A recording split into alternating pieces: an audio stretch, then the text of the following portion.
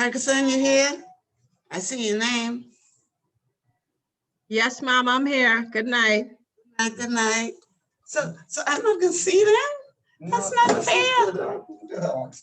Oh, y'all gonna let me see y'all? There you go. Hi. Come on, y'all. Let me see y'all. I need to know what y'all doing. Hi, my name's. Good evening. Good evening. Who's that hiding from me? Hi. Janice, right? Janice? Yes, Mom. Yes, Mom. Hi. Hello. I don't have a camera. Oh, okay. I like to watch y'all when I do this work. This is not hard work, but it's exciting work. Yes, ma'am. And so I like to know that people are really, into it, paying attention, because it's going to take a lot of concentration from you. This is intermediate HR. So if I could explain intermediate HR for you, it's probably something you would do in maybe your last year in university, maybe like your third year. So it requires a little bit of imagination, a little bit of stretching the brain capacity, and that should be fun.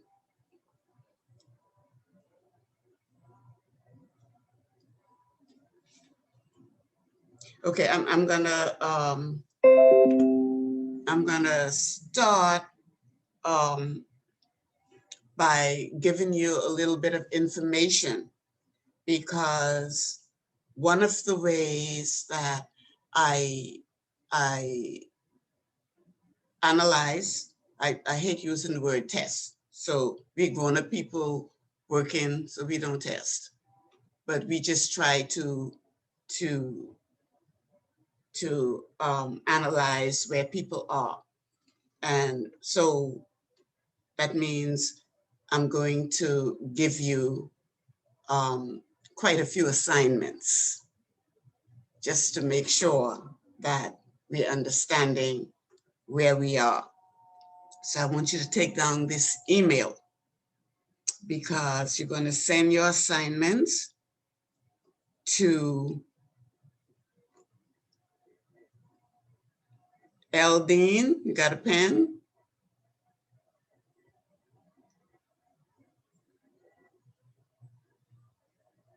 Eldine at BIFS-edu.com.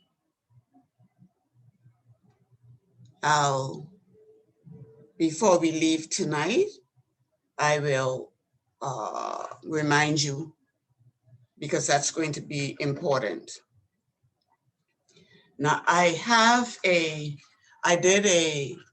put a manual together for you.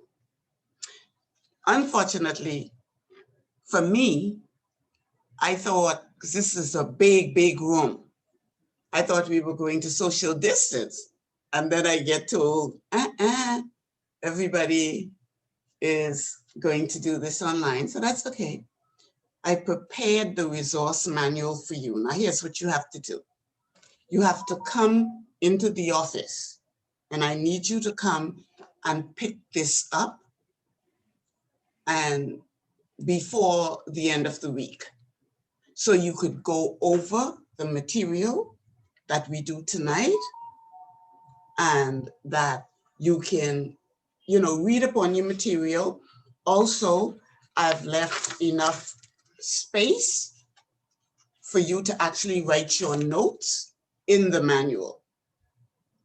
Okay, so you'd be able to have easy reference to what it is we talk about. So you can come and pick this up tomorrow, Friday, but definitely, I would need you to have it before next Wednesday, because I would want you to look at session 2 before you come into the class. And also, if you want to do in class, feel free to come in. If I had my preference, that is what I would do. But I understand we have changed, the world has changed. And so I do respect you doing this from home. I respect you doing it, period, because it's very difficult, especially in certain circumstances and environment, for people to want to upgrade themselves and to get better at their career. And doing courses like these can only help you. The other thing that I want to say is, because it's a relatively short course, a lot is packed into it. It's only 8 weeks, 3 hours per week. That is going to mean that every week you're going to have to do an assignment. Only the last week, you wouldn't have an assignment. But what you will do is illustrate by some question I would ask you, some case study I would ask you to unravel in the class that night. You will illustrate. That makes up a part of your marks. You have the possibility of getting 3 types of certificates. You can get an outstanding, for outstanding work. You can get merit, or you can pass or participate. So that's participation, that's pass, merit, and outstanding. And just looking at you all that I can see, I think I'm looking at outstanding. I better be looking at outstanding. I like that. So that's sort of our housekeeping. I like to start at 6. Now I'm supposed to give you, and we moved the computer because this thing has to be at least 50 years old. But so when we moved it, it shut down. So we had to start all over again because we were here really, really early. But I'm supposed to give you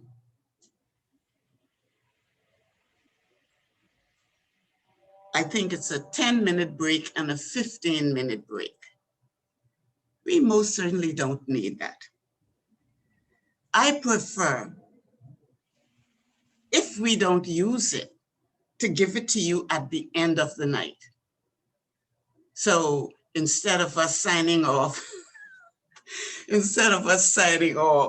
at 9, we can sign off like maybe 8:30, 20 to 9, something like that. It depends on how open you are with me. I simply ask you to, when you hear something that you may not quite understand, or it's not in your wheelhouse, or you want to question it, I ask you to do that, please. In my life, there are no dumb people or dumb ideas. There may be people who don't understand, and there may be ideas that you can't use or that's not best used at a particular time. So we don't play that. We want to do what we do in order to be more effective and efficient at what we do. Now, Ms. Dean said she was going to email all of you session 1. I don't know if she would have done that, because if she had mailed that to me at home, in full disclosure, I don't think I would have been able to pull up the session and do the Zoom. I'm just not that good at technology. I'm good at what I do, but when it comes to technology, I'm not good. So bear that in mind as we go through this. We don't have to know everything. We don't have to be good at everything. But I believe we can get better at everything or most things. And this is what we aim to do with Human Resources Intermediate. Now, let me say to you, we did an introduction to human resources class, which really should be the step before you do this one. So if you haven't done that, that's okay. It just means you have to think twice as hard and work twice as hard. And that's stimulating in the day of COVID, no? Because honestly, I don't know about you all, but even though I'm retired, I am tired of 1 minute, you can do all the activities, work all day and all that, and the next minute you shut up. I don't like shut up. And so I'm hoping that is over and we are getting back to some normal sort of life. So did anybody get that session 1? Yes, ma'am. Oh, wonderful. Maybe one day some of y'all will teach me some things. Okay, so before I start into the session, I just want to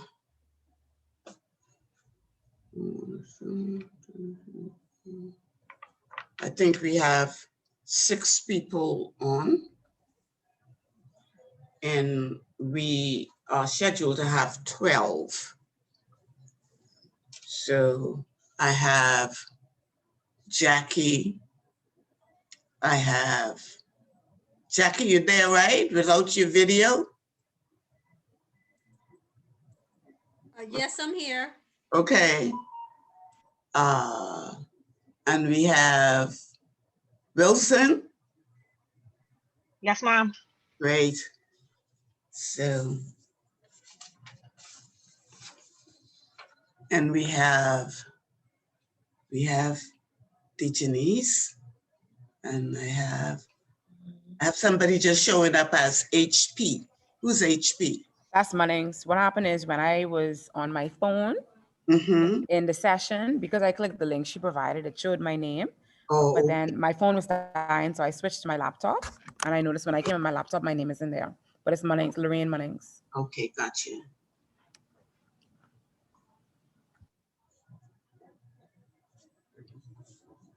All right.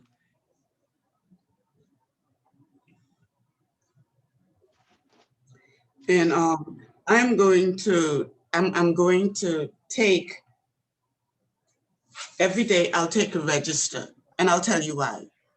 Because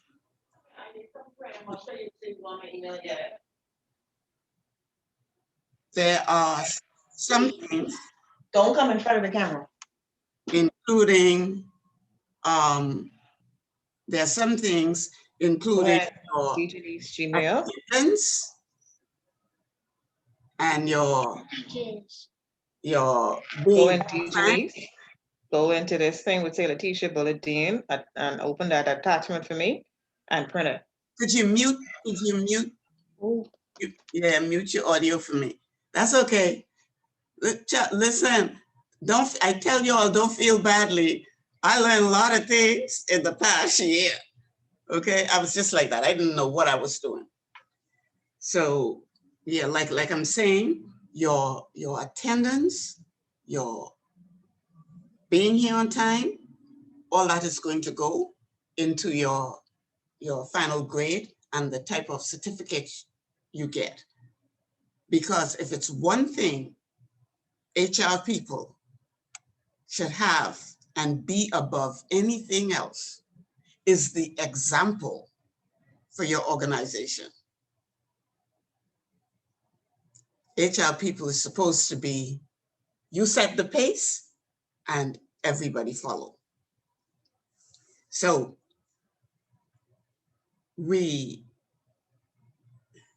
let me ask you, because I was trying to see if I could determine if anybody or how many of you work in HR or have worked in HR. Anybody? No, I'm ma'am. currently, sorry, Go ahead. I'm currently working in HR. Okay, so who's that talking? Wilson? Jackie, All right. That makes it so much easier in life, but I can see who's talking. Okay, Jackie, you're currently working in with HR. HR. That's with the teachers. Yes. Solid. Okay. Jackie is in HR. Oh. Yeah, I agree back and forth. So let me ask, why HR? For those people who are not in HR yet, why HR? For me, I'm actually trying to get back into HR. When I first started working, I think I spent about 7 years in human resources. And I came out of that department and went into different departments to basically learn a little bit more about the business. But I am realizing that HR was actually my true love. So I want to try to, I guess, update my knowledge so that I could be more marketable. Okay.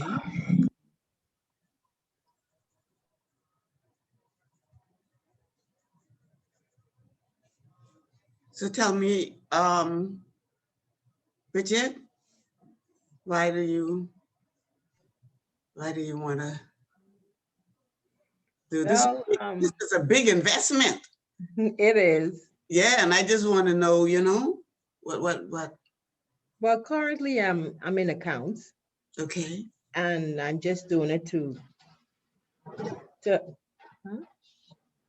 upgrade myself because they're in need of an HR manager and they want to promote from within. Oh, okay. So that's why I'm doing it. Okay. Yeah. That makes good sense. Wilson, you there? What you saying? I know you're gonna call me. Right now I am working in the bank, but right before I started the bank, I was working at an insurance company for 14 years, and I'm at the bank now, and I want to work in HR and compensation and benefits. But I always wanted to join HR, but I was advised by the management there that I need to take like a course. Okay, that makes sense. Yeah. That makes sense. Who else want to tell me? Adina?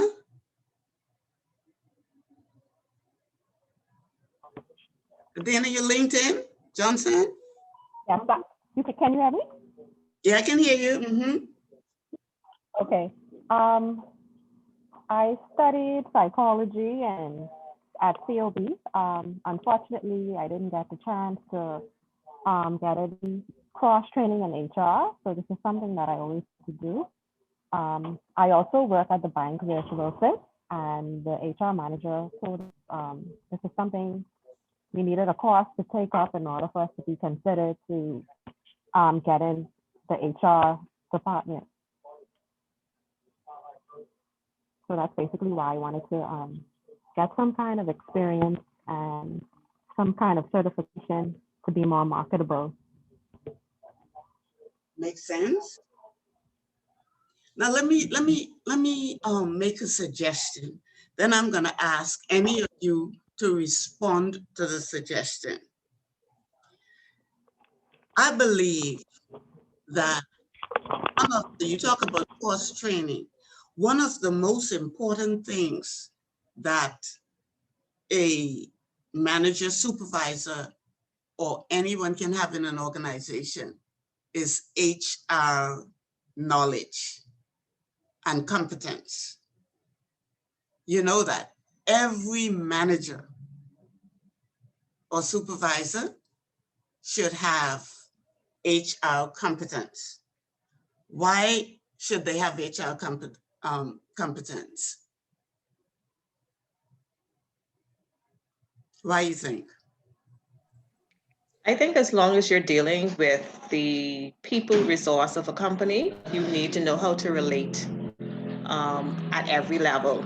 And so it doesn't just stick to the human resources department. You're dealing with human resources, so you should know how to relate. Absolutely. And I ask that because not everybody,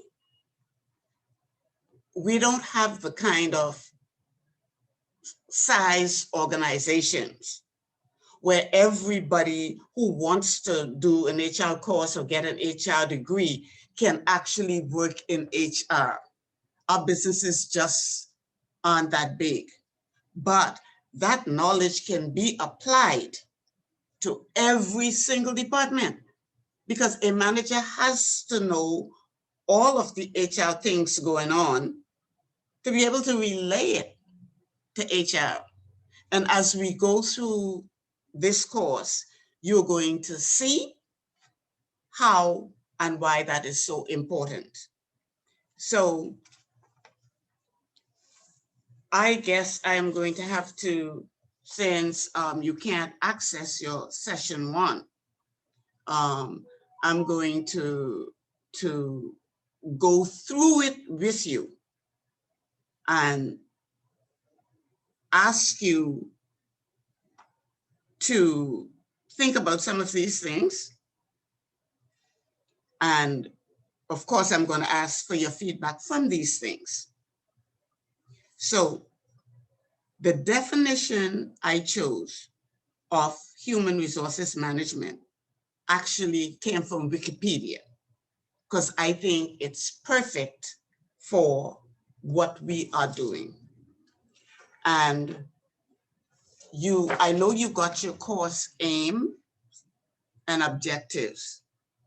You would have gotten that when you signed up, right? You would have gotten that from Mrs. Dane, what the course aims to do and the objectives of the course. Okay, let me go to, hi Flowers. Let me go through them for you. Your course aim, and I'm going to read it slowly because it's a lot of words. At this level, you need to develop the language. So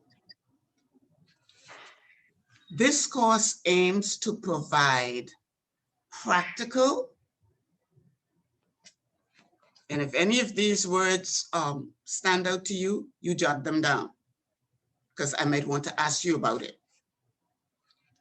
The course aims to provide practical, interactive capacity building for participants to enable them to increase and apply competency-based skills, knowledge, insights, and attributes to manage the HR function effectively and efficiently. What does that mean? In simple lay language, you need to know what you're doing. And in order to know what you're doing, you have to develop the knowledge and the skills, because that's the only way we make our HR departments effective and efficient. Then secondly, to identify and analyze strategic approaches for linking organizational and HR strategies to maintain a competitive edge and ensure continuous business success. To identify and analyze strategic approaches. So let me ask you all a question, and I'm going to ask this of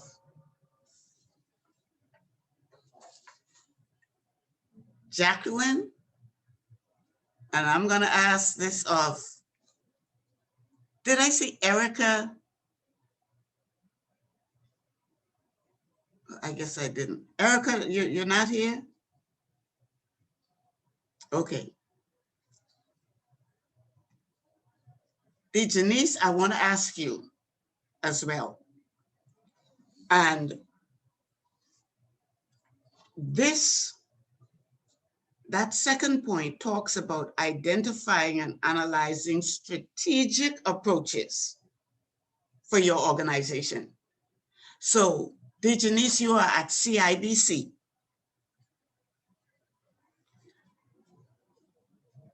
Jacqueline is at the Teachers and Salaried Workers Credit Union.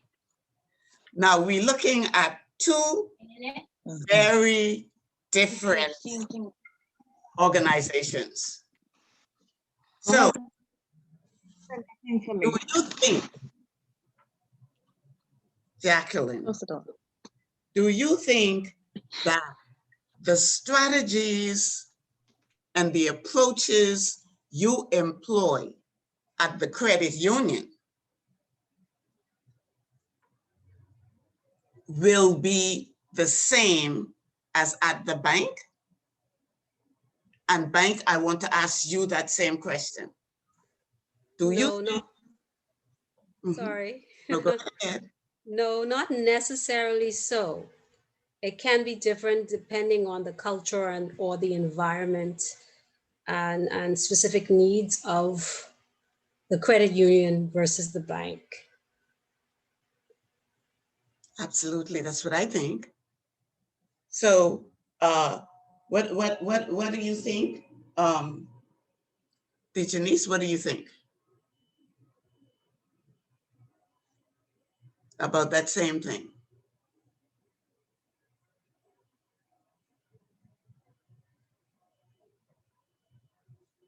Are you there? Janice, that was your question. You want me to ask you again?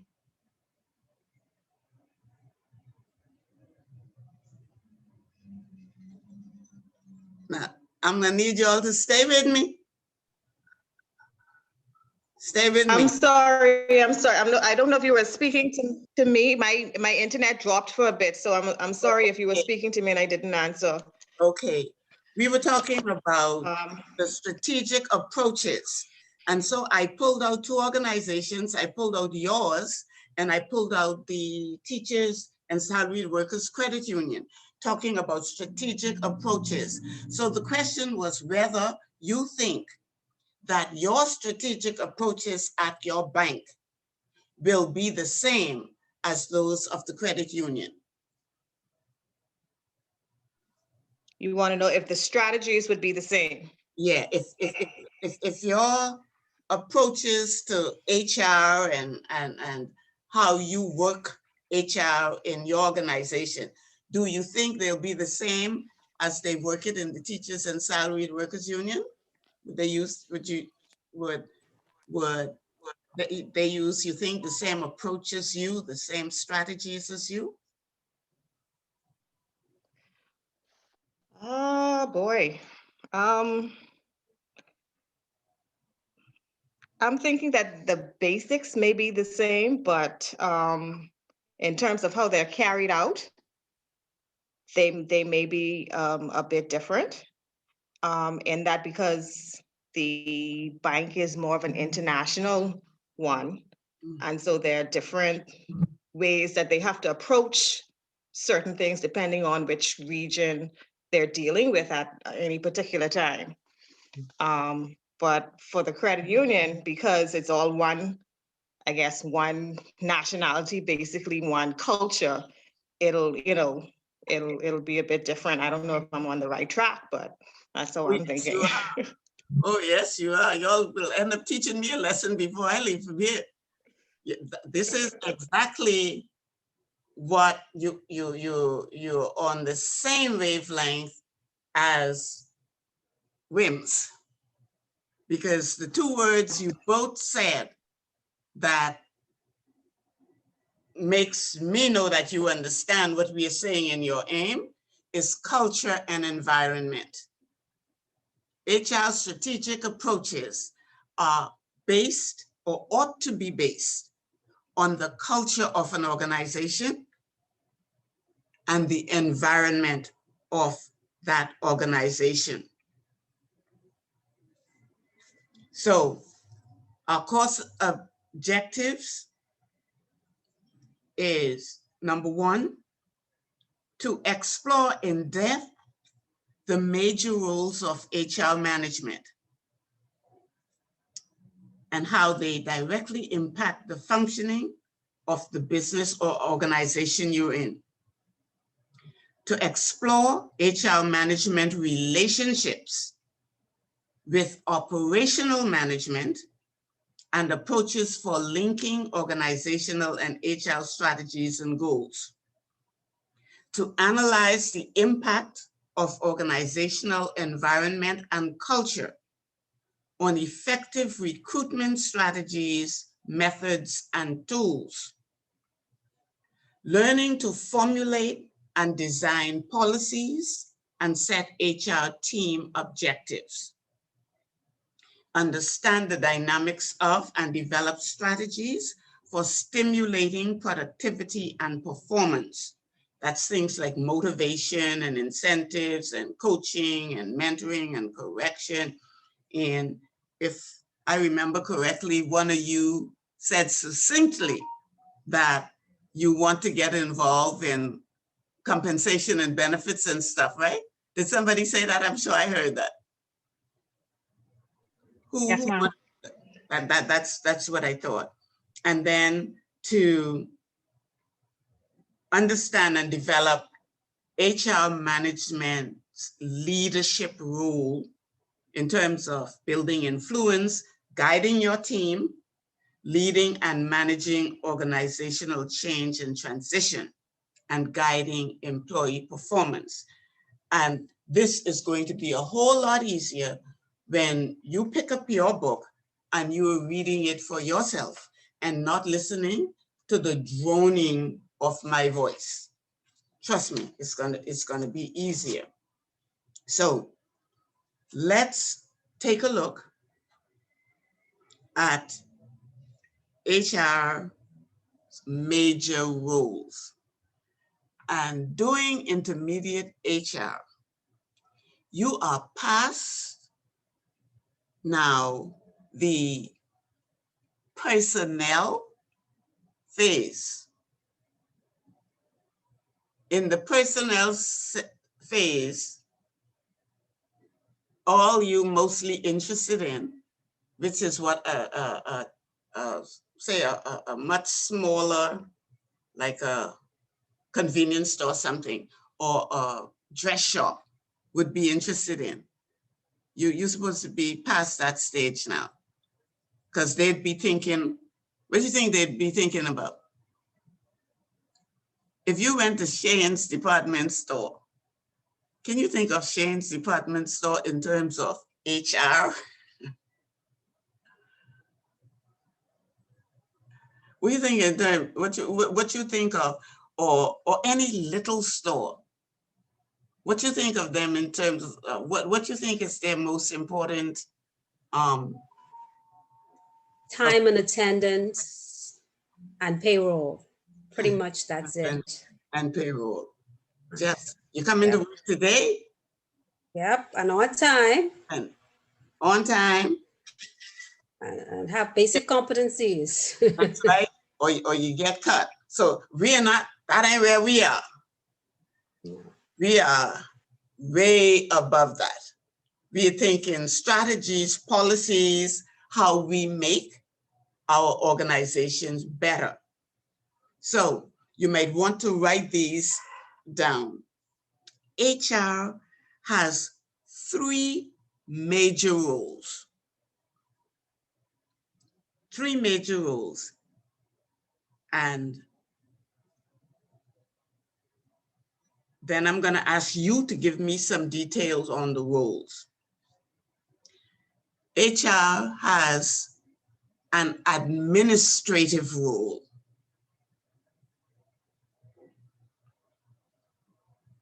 Now, what does that have to do with HR's administrative roles? What do you think? I'll tell you, you know, what they are, but give me some feedback. What do you think HR administrative role is? Well, let me of the 2 that might help you.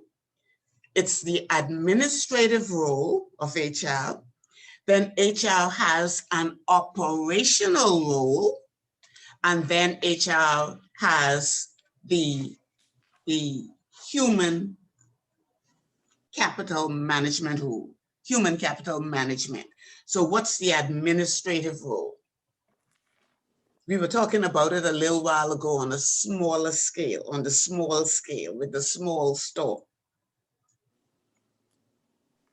Okay, you want That's to? the basic timekeeping, record keeping. Yes.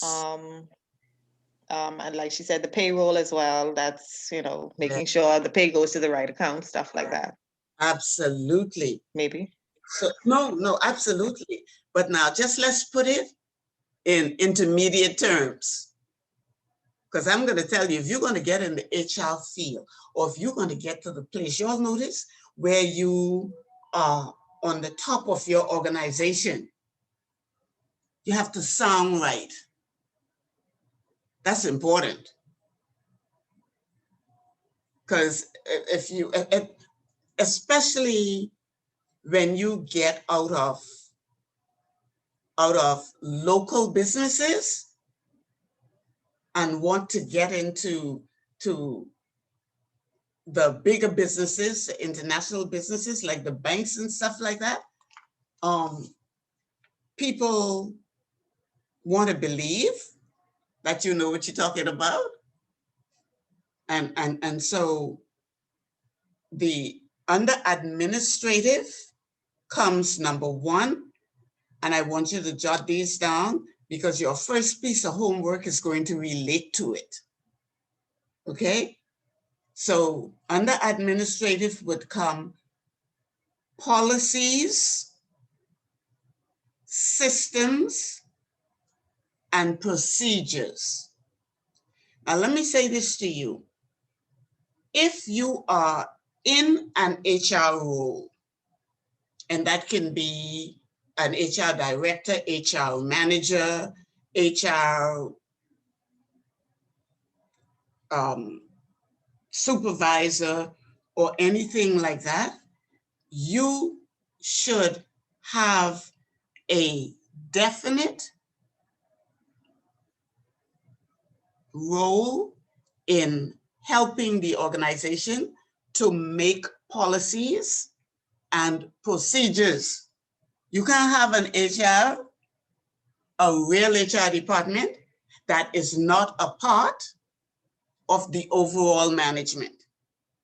Because there are some things that HR has the responsibility to know in order to guide, let's call them the big bosses.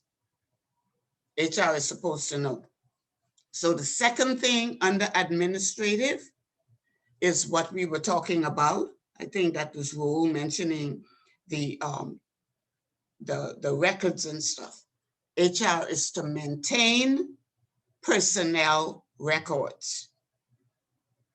So that's policies, systems, and procedures, all the HR policies. And let me ask somebody, give me an example of a very of a small, it doesn't have to be anything, you know, great HR policy.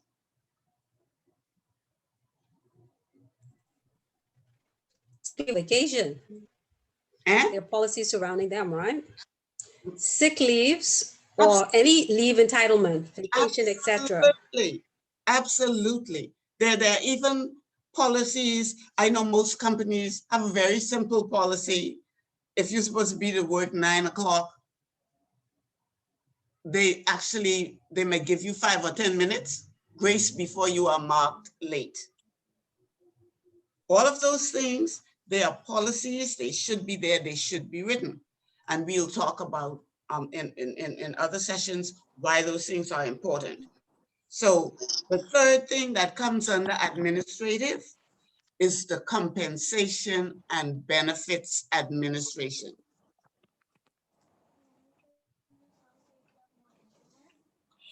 Comp and Ben, we call it Comp and Ben's administration. And then under administrative is preparing employee records. What happened? I ain't getting nothing. You hearing us?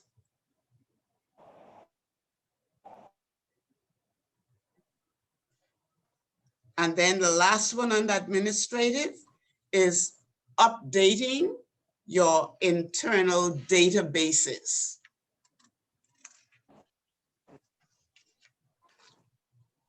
So that's the first function of HR. Monique, you hearing us?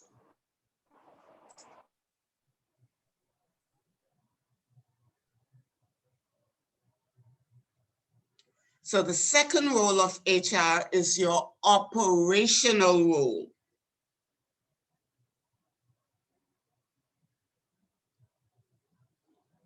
Now, as you think of HR's operational role,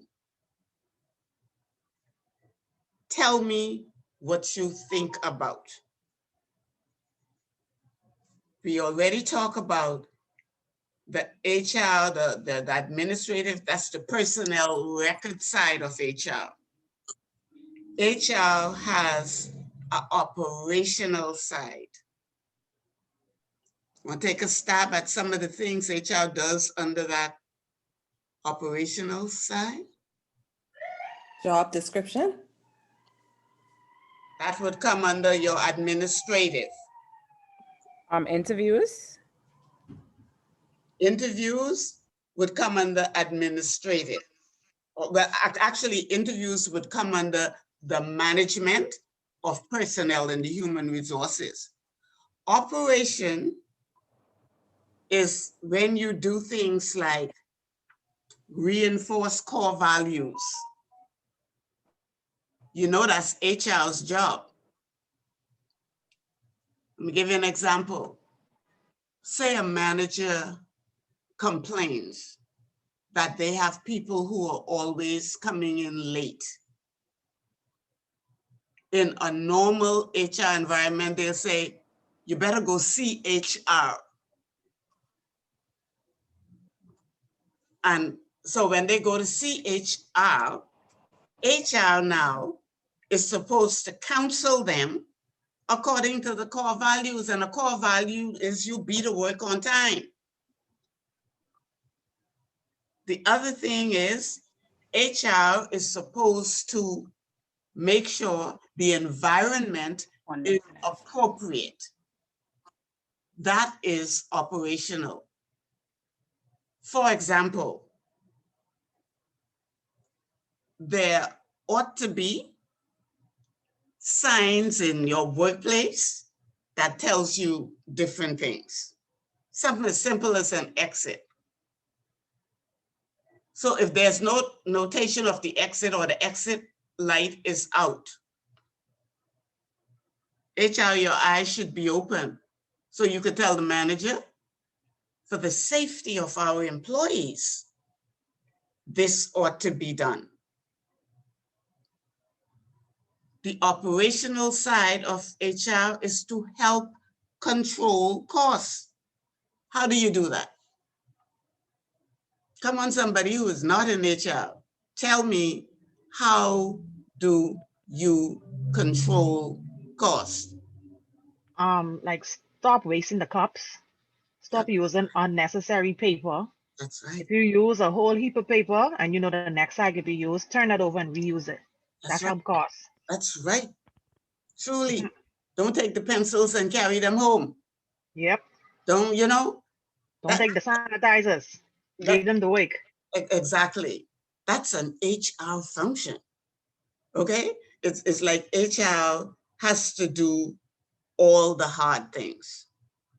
Then this one to do with operational, because I have seen it in my many, many years career as an HR director myself, many years.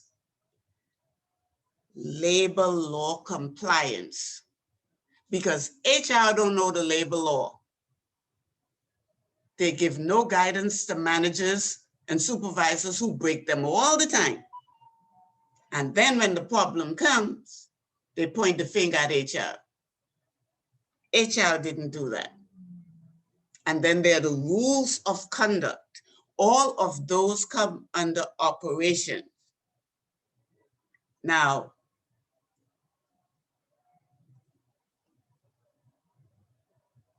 I always think, because sometimes I get the impression that people think HR is the latest flavor of the month. HR is hard work. HR isn't easy. If you're going to do it right, it's hard work. Now, I know, having worked with employers a lot, even helping them to recruit, one of the things employers tend to do, and I don't want you to get caught up in that.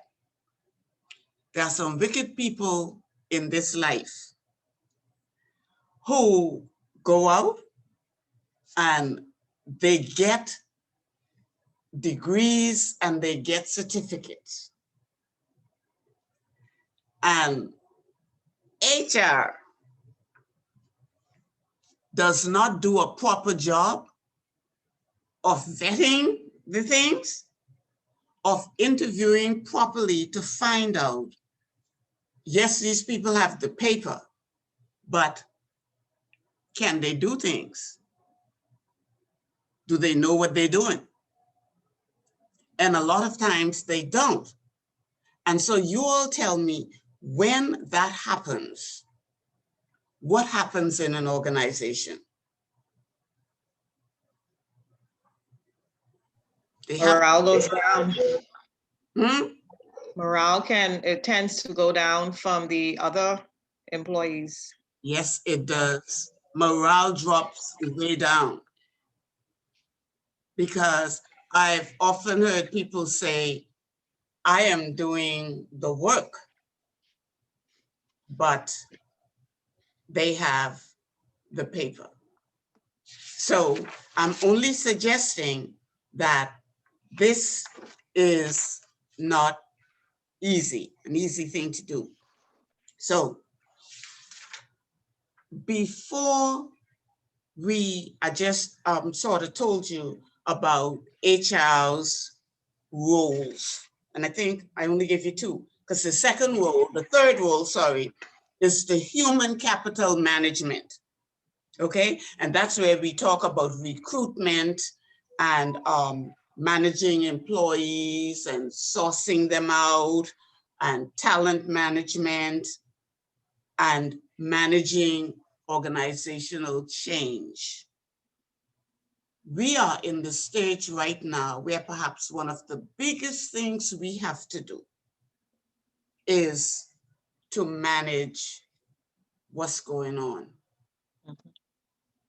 I will tell you all something, and then maybe you can give me your feedback. I know several people who are supposed to be working from home in this environment. They don't work and they don't do nothing. That's true. And they would be going all about. They go, because I asked a couple of them, are you serious? You getting paid? And they're getting paid. So HR people, how does this happen? How does this Yes, happen? it's difficult to,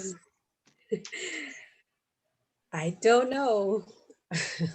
But it's difficult to monitor what people are doing when they are home, especially if they are turning in what they need to turn in. That only says to me that maybe we need to give you more work to do. But now, look at it this way, because you just said something that at least gives some guidelines. You said if they're doing what you give them to do. I'll give you a case in point. I know an organization that's involved with claims and stuff like that. And the people who work at home are supposed to make 20, she said, 30 calls, claims, I guess calling people for checks or something like that, all right? You're trying to tell me in an 8-hour day, you give somebody's work is to make 30 calls? What sort of organization is that? Now here's where I see the value of HR. The value of HR ought to be, HR should have the sort of influence where you can sit with a manager or managers and work out how this, is going to, how this is going to be enacted. The other thing, HR should have a file on every employee, right?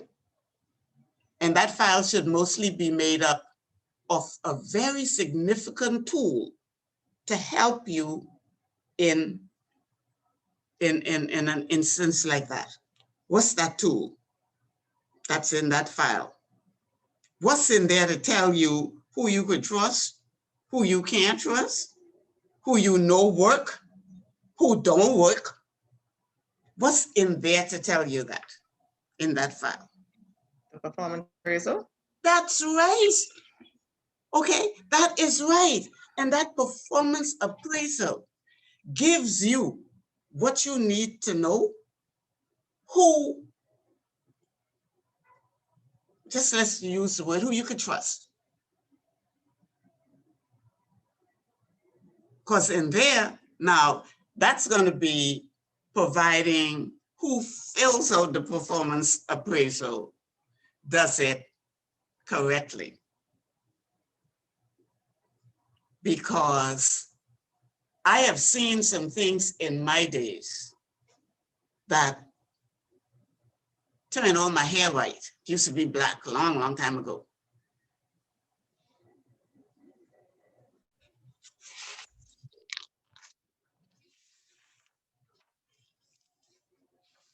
Oh, we're back. Can you hear me? Yes, ma'am. Yes. Yeah. Yeah, we just had a connection problem. We lost our connection. Yeah, please, if we could spread them out on the thing. Yeah, that's wonderful, yeah. Yeah, okay. Yeah, so we were talking about that tool that is so important if it's done correctly. Because if it isn't, then it still doesn't help. Now, I have some.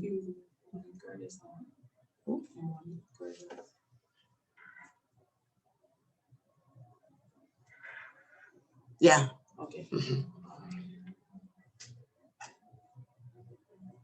I think we're at the stage, or we're at the crossroads where how we do things will change. You all believe that?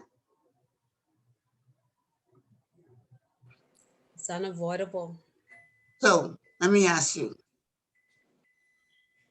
based on the 3 roles that we just said HR has, the administrative role, that's the personnel record keeping, let's put it like that, compensation and benefits, all that. The operational role, that's to work with your operations management to make sure people do the right things in terms of like labor law compliance, rules of conduct, helping to control costs, stuff like that. And then we have the human capital management role. And that is helping to develop your employees. So for the organizations you work, let me ask you this. Do you think they have what can be called a real human resources department?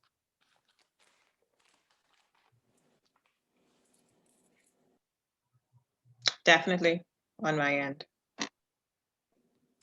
Yes, I do. Okay. Getting there on my end. I'm sorry, say that again. That was Renita?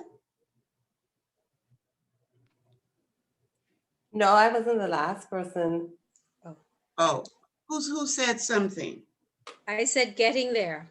We're not Getting quite there, but we sort of almost. We have the basic infrastructure. I think it's just adhering to them, or putting them in practice. Okay. I'd like to hear from Erica Williams, because I think this one is real interesting.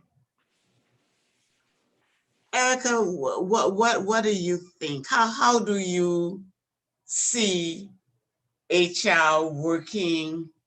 I know Bahama Harvest is big now, right?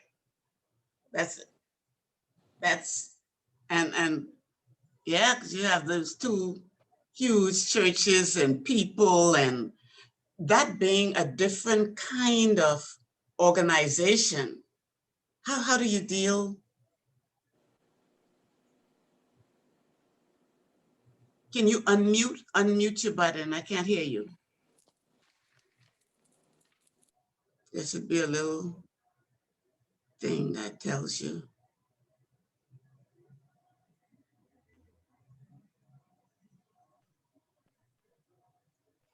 On my iPad, I tap a little thing on the top and it comes, you see it, and it comes up and it says unmute.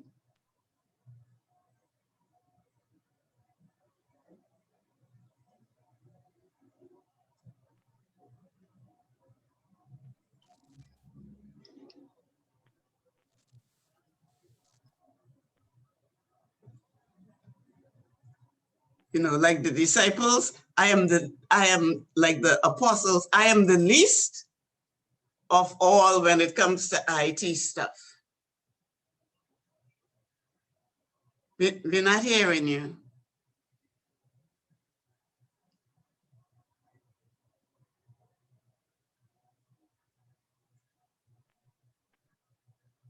Y'all could help me to help Erica to get some sound? Y'all know what to do?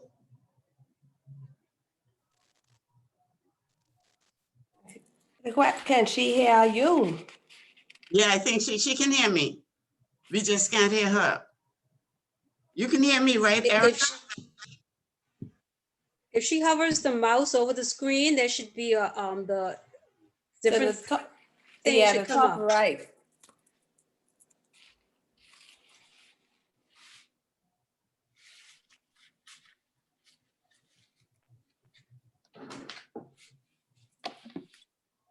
I apologize, not sure. Okay, she sent a message. Yes, she sent a message.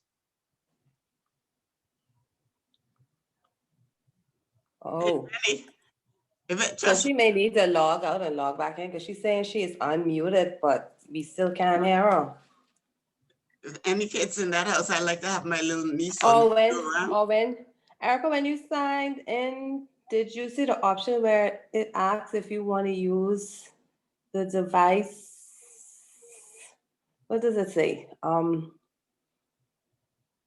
I think it asks you if you want to use the audio. Right, Yeah. that's it. The audio. Oh, okay. And then you have to agree to use the audio. Yeah, that's it right there.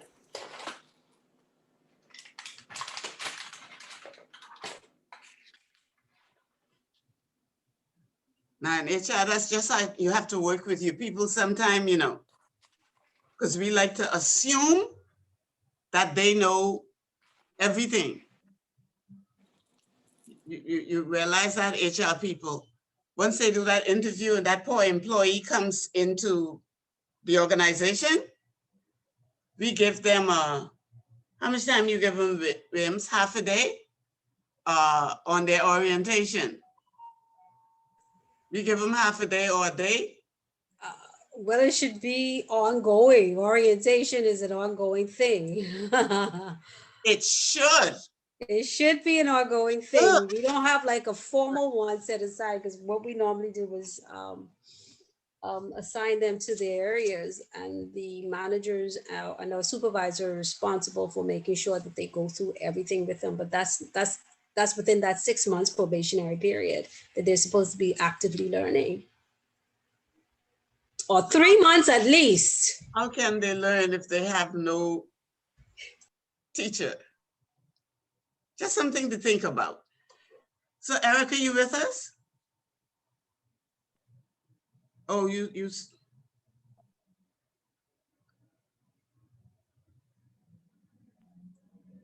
Oh,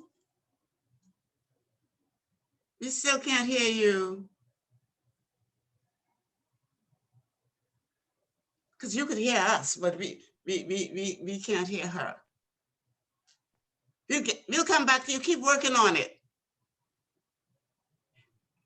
I guarantee if you have anybody in that house between 12 and 16, they could come and give you some sound. These kids are so smart. Okay, I just, I really wanted her to be, because she's coming from a different type of organization. So I just wanted to get her take on where, you know, on how they see it. Now, I want you please to realize something. Because we are into the intermediate, I haven't gone through, you know, introduction to HR. That's a, you know, that's the basic groundwork. So this is where you have to know your organization.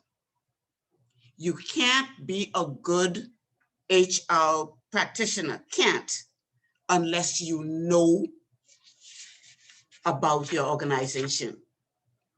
So I want you to begin to think of your organization as a system,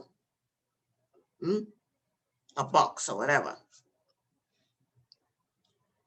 Your organization is made up of some core processes. Now you need your pencil for this one, because I'm going to ask you, in your organization, and everybody here has an organization, is working for someone. In your organization, what are the core processes that make up your organization? What are they? An organization is made up of some core processes. So jot them down. Everybody I can't see, Renita and Monique and Wilson and Adina. Adina, you there? I need to be able to hear from you all, because if I can't hear and I can't see here. it, well, guess what? You gotta do some input here. And like okay, I mentioned at the beginning, if there's anything that you want clarification on, anything you want to know more about, you want to hear about, then you must tell me. Because this session 1 is particularly difficult for you because you don't have your resource guide. And I've done this, I've done the resource guide for you so that you come to the office to pick it up. I think there's somebody in Turks and Caicos. Is she here? I think her name is Flory Mullings. Are you with us? Because Ms. Dean is supposed to email you a copy of this manual. But you should be jotting down right now for me all of the core processes of your organization. In other words, what are the specific things that make your organization an organization, or that make any organization an organization? You have some core things you do. Core things.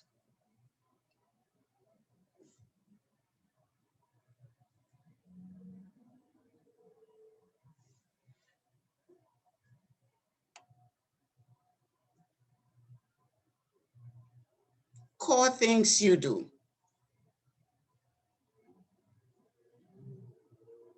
And they are your essential activities.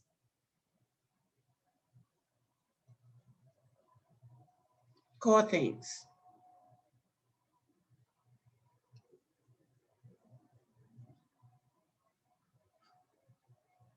Erica, what are the core? Oh, you can't hear.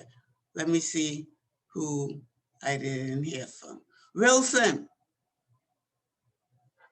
Wilson.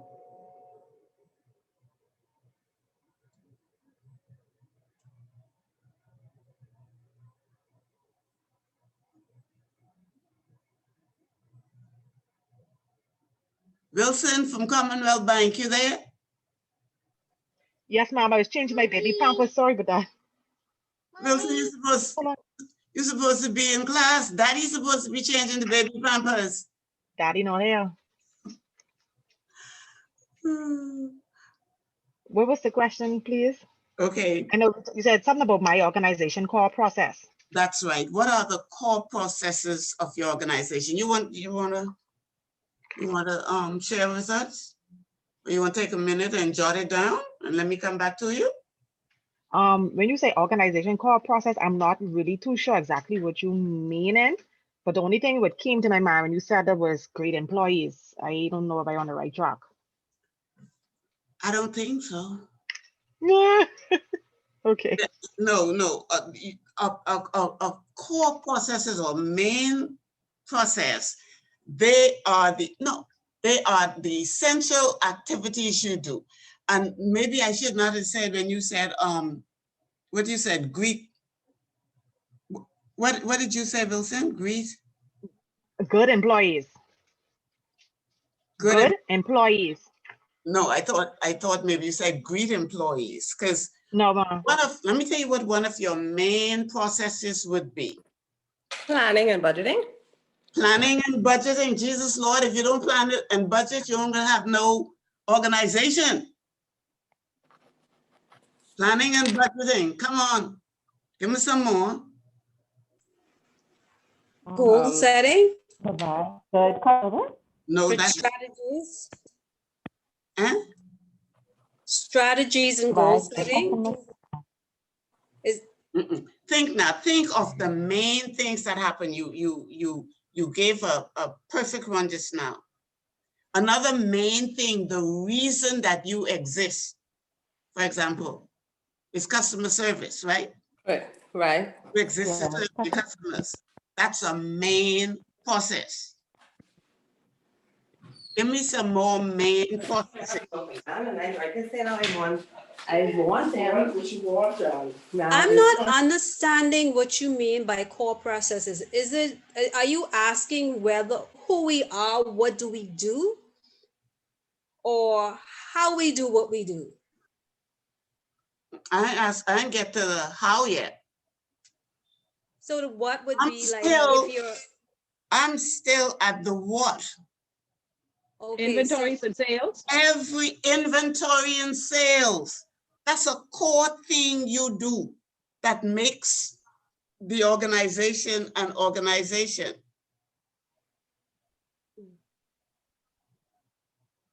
What do you do? Like inventories and sales? Inventory and sales is a core process.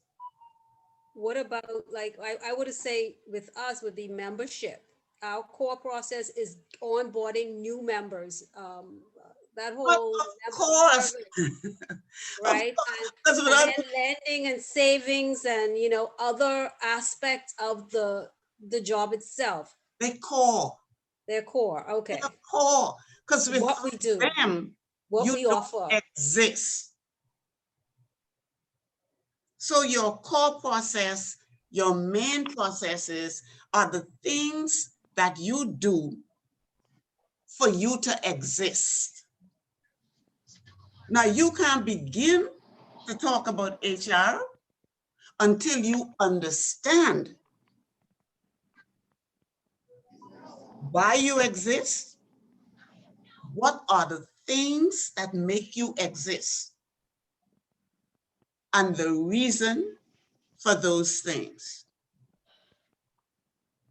Like most companies, marketing?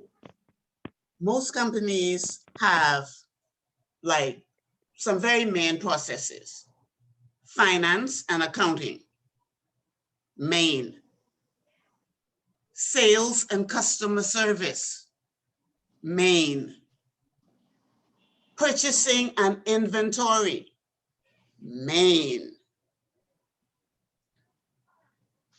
Membership, what do you call it? Membership, attraction. Let's say that for want of a better term. That's a main process because your growth and development depends on that. So wherever you work as an HR professional, you need to know what makes your organization. You need to know. I will tell you a main process, for example, of Bahama Harvest. What you think one main process of Bahama Harvest or any church is? Oh, I wish we could hear you, Williams. Come on, what you think? Collections. You got that right? If you get in no tithes and offerings, that's, I mean, I know sometimes we say, oh, the church taking all our money, but that's a main process of that type of organization. What is another main process of that type of organization? Member care. Eh? Can you hear me now? Yeah. Yes. Oh! member care. Member care. I'm being relational. Totally. Y'all get the picture? What makes you you? Now, let me ask you this. Do you think if you don't know basically what your organization is, Bridget, how could you possibly be an effective HR person if you don't know what your organization is, how it works together, how all of the pieces fit? You have to know that first. Mhm. And then you could talk about HR and meeting, you know, and HR strategies and HR approaches. And this is why, Erica, I really wanted you. I got excited when I saw that because it's a different, like a voluntary organization. Like I always tell my priest and my son, who is a priest, y'all have to understand something. This is volunteer. Yes, Okay. yes, ma'am. Yeah. So you can't deal with volunteer people the way you deal with employees you pay in. Because if you say the wrong, the preacher say the wrong thing, the volunteer people, they ain't coming back to church. Okay? And so this is why, remember we talked earlier, when we talked about, when we went to that definition of the human resource management, and we talk about the strategic approach. So the strategy is based on the type of organization you have. And if you don't remember anything from tonight, here is what you remember. The more you know of your organization, the ins and outs, the pieces put together, how it should function, the more you know of that, the easier it becomes for you to do everything else. So when you get your manual, y'all can see that? No way, it's too light. But you're going to, in your manual, you're going to have this is a box with some circles in it, and it says my organization's core processes. This is from this session we're doing tonight. And I want you to go in there and based on your organization, you name those processes. Whatever the main things you do in your organization, you name them. So you're going to see, you're going to put things like finance, that's main. You're going to put things like sales and marketing, that's main. You're going to put things like membership and care. You're going to put things like tithe and, okay, offering. Okay, that's what Erica's going to put. The rest of y'all, you're going to be putting what this do. Okay, and you do loans, right? You do like the banks do loans. That's a major process. Loans. Because I'm sure that's how, I'm not sure, but I think that's how the bank make most of their money, based on all the interest they charge us. My bankers? I got you. And so that's how you define your processes. In a bank, you probably have like mortgage. That's probably a savings. That's a process because it's a distinct thing that you do. The distinct things that makes your organization the organization. Now, when you come to terms with what your organization is and those processes, then you can talk about how it functions. You can talk about what are the expectations for those functions. For example, why do you need, if one of your main processes is, how do you say, membership? How how do you call it? The bringing in new members. How do you say that? A membership drive or trying to, yeah, I would say A membership drive. membership recruit. Membership recruitment. That's a better word. Membership recruitment. That's the process. The function of membership recruitment is to what? Increase membership. The function is to increase the membership. That function has what is called an outcome. So the process is membership recruitment. The function is to increase the membership, right? What would be the outcome of increasing the membership? Onboarding that member. Getting them to either save with you or borrow with you or to come back to church. Absolutely. Mhm. Absolutely. So you see how you got to think about this? You can't just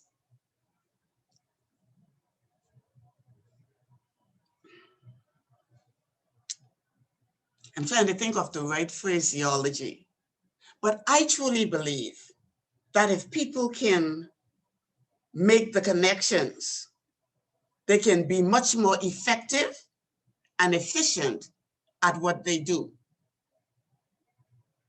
And then earlier, when we first started to talk, somebody mentioned about planning and goals.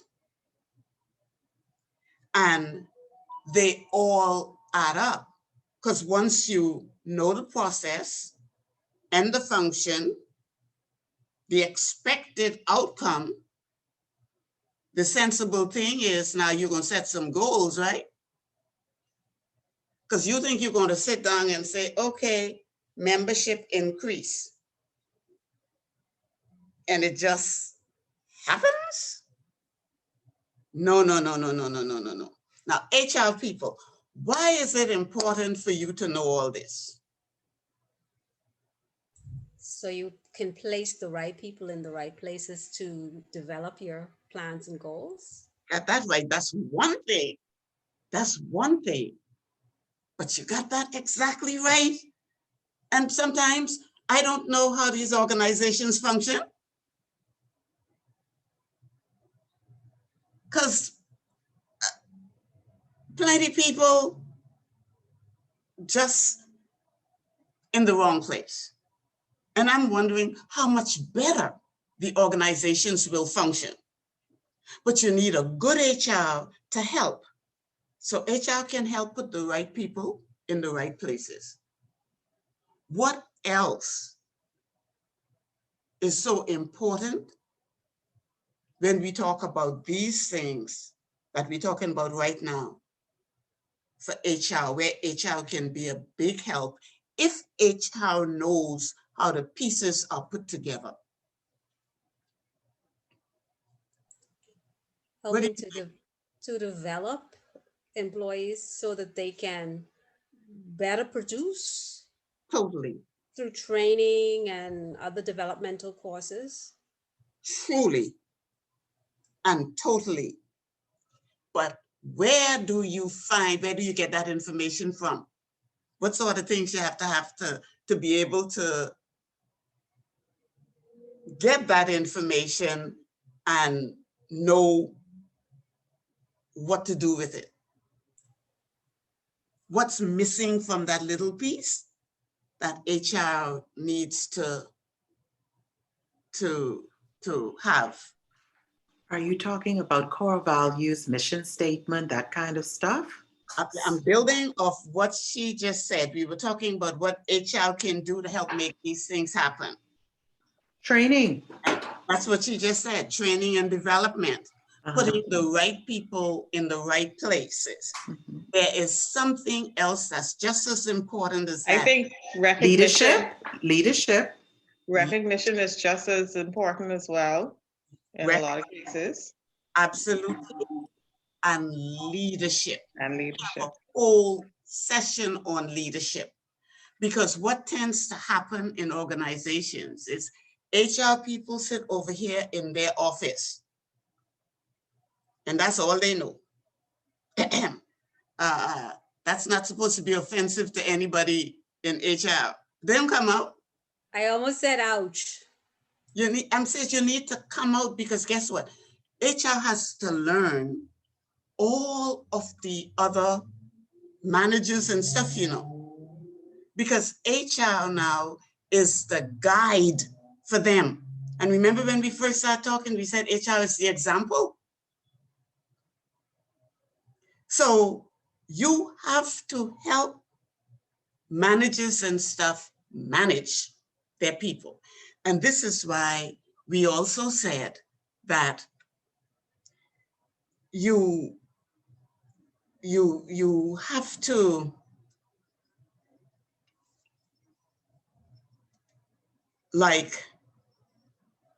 you have to lead, and we when we do our leadership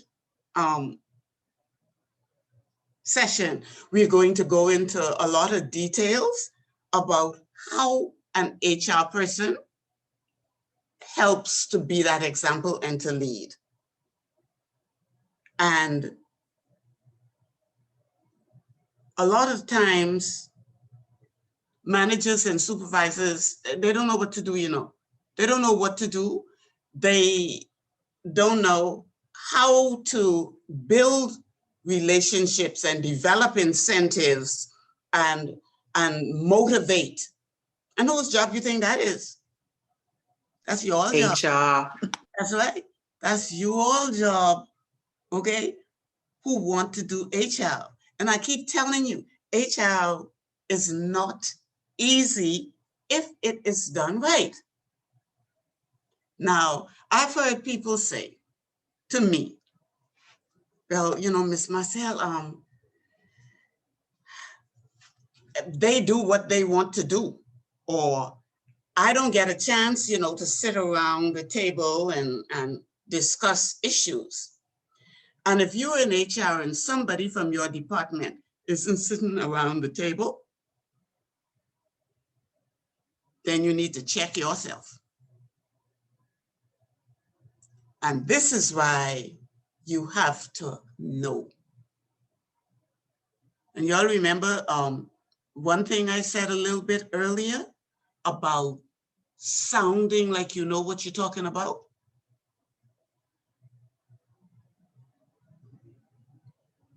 And you got to know where you fit. Because if you don't know where you fit, what do you think is going to happen? You're going to get left behind. You most certainly will. You will get left behind. And one of the mistakes, especially young HR people make, is they believe their job is to defend employees no matter what. And that is not HR's job. HR's job is to defend that organization no matter what. And the only way you could defend that organization, let's go right back to what we were talking about earlier. The only way you could defend it is if you know your role. So you have to know all of those boring things we talk about in the first hour. HR administrative role. You all remember any of them administrative roles?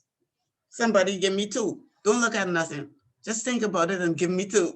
give me two of HR's administrative roles.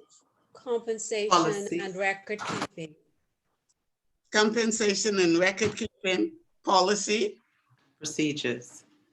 Updating internal databases. Absolutely right. Payroll. And payroll. So guess what? updating internal databases causes organizations more problems and money than most other areas of that administrative.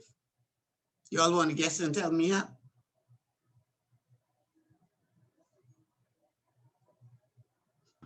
Ms. Marcel, I didn't hear the question. No, I said that updating internal databases can cost an organization much if HR is not doing what they're supposed to do. And then I ask you if you want to if you want to talk about how that can happen.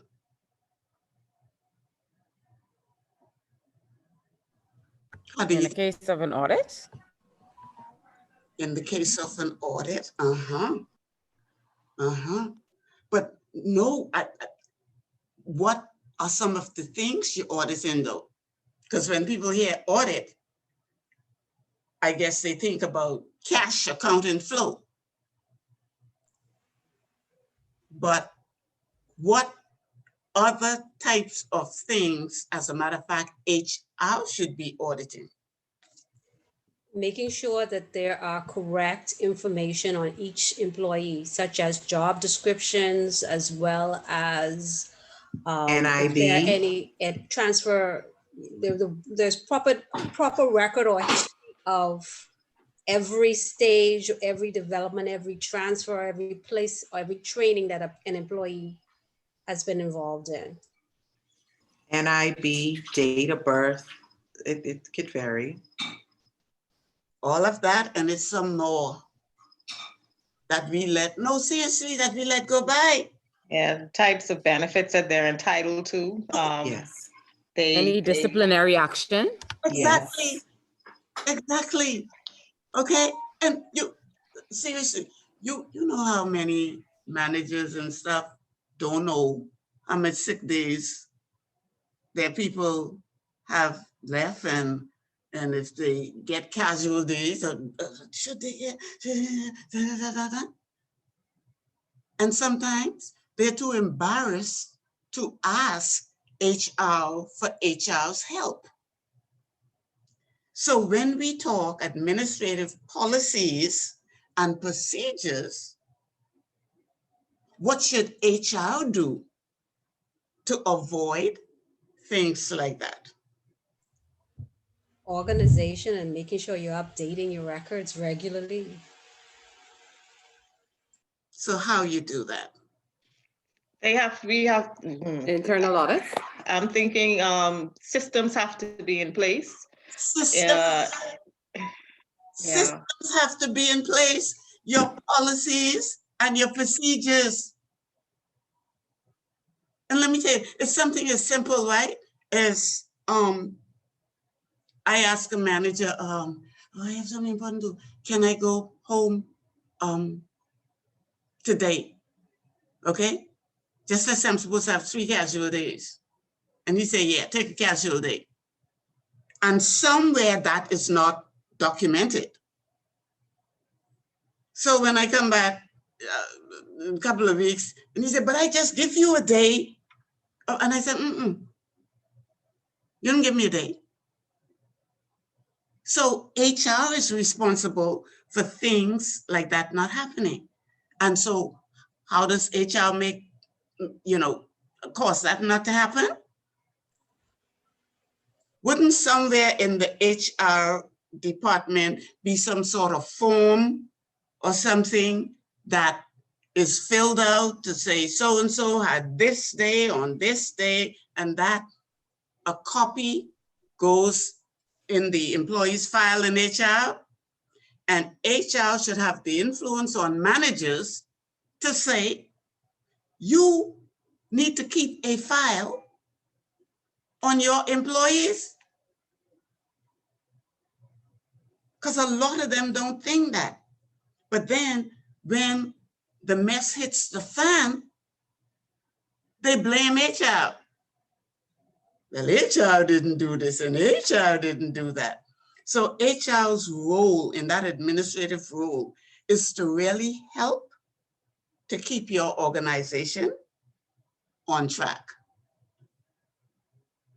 Now, obviously, to do that, you have to work with the management team. To work with the management team requires building relationships, which we shall talk about. Okay? So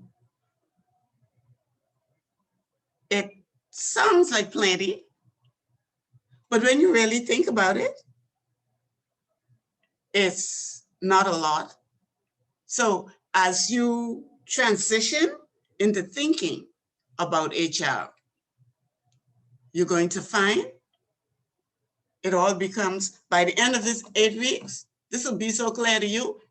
You go back in your organization and with your eyes quite open and wondering, I ain't doing this right. And you're gonna have to help them. So I'm gonna ask you, so far, think about all we've talked about and think about what you want to ask me at this point. And that can be anything to do with HR and you being here.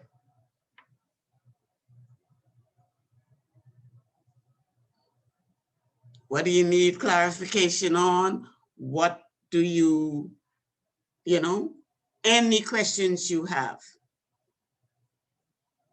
And remember, like I said, it's going to be a whole lot easier when you could follow along in your manual. And that's why I printed it and bind it for you. So you can have it on the side, you can write all your little notes, you can do whatever. I have a question. Mm-hmm. When you were going over the 3 major roles of HR, mm-hmm. And we got administrative roles, operational roles, and human capital management role. Mm-hmm. I don't know if I missed it, but I know we got some examples of the administrative roles and operational roles, but I don't remember if we got any examples of the human capital management role. Okay. Okay. Actually, I missed a word. The 3 should have been strategies. Remember we talk about HR and coming up with the strategic approach. So number 3 should have been strategies, and under strategies, human capital development, human capital management actually. And actually I wrote some little notes on my paper to be able to help you some more. So I'll just go through them all, and then you could jot down on the side if you don't already have it. So I'll start again with the administrative. That's the policies, systems, your procedures. And all of those relate to how you govern the organization. That's the governance of your organization. Policies, systems, and procedures. And why do we put them in place?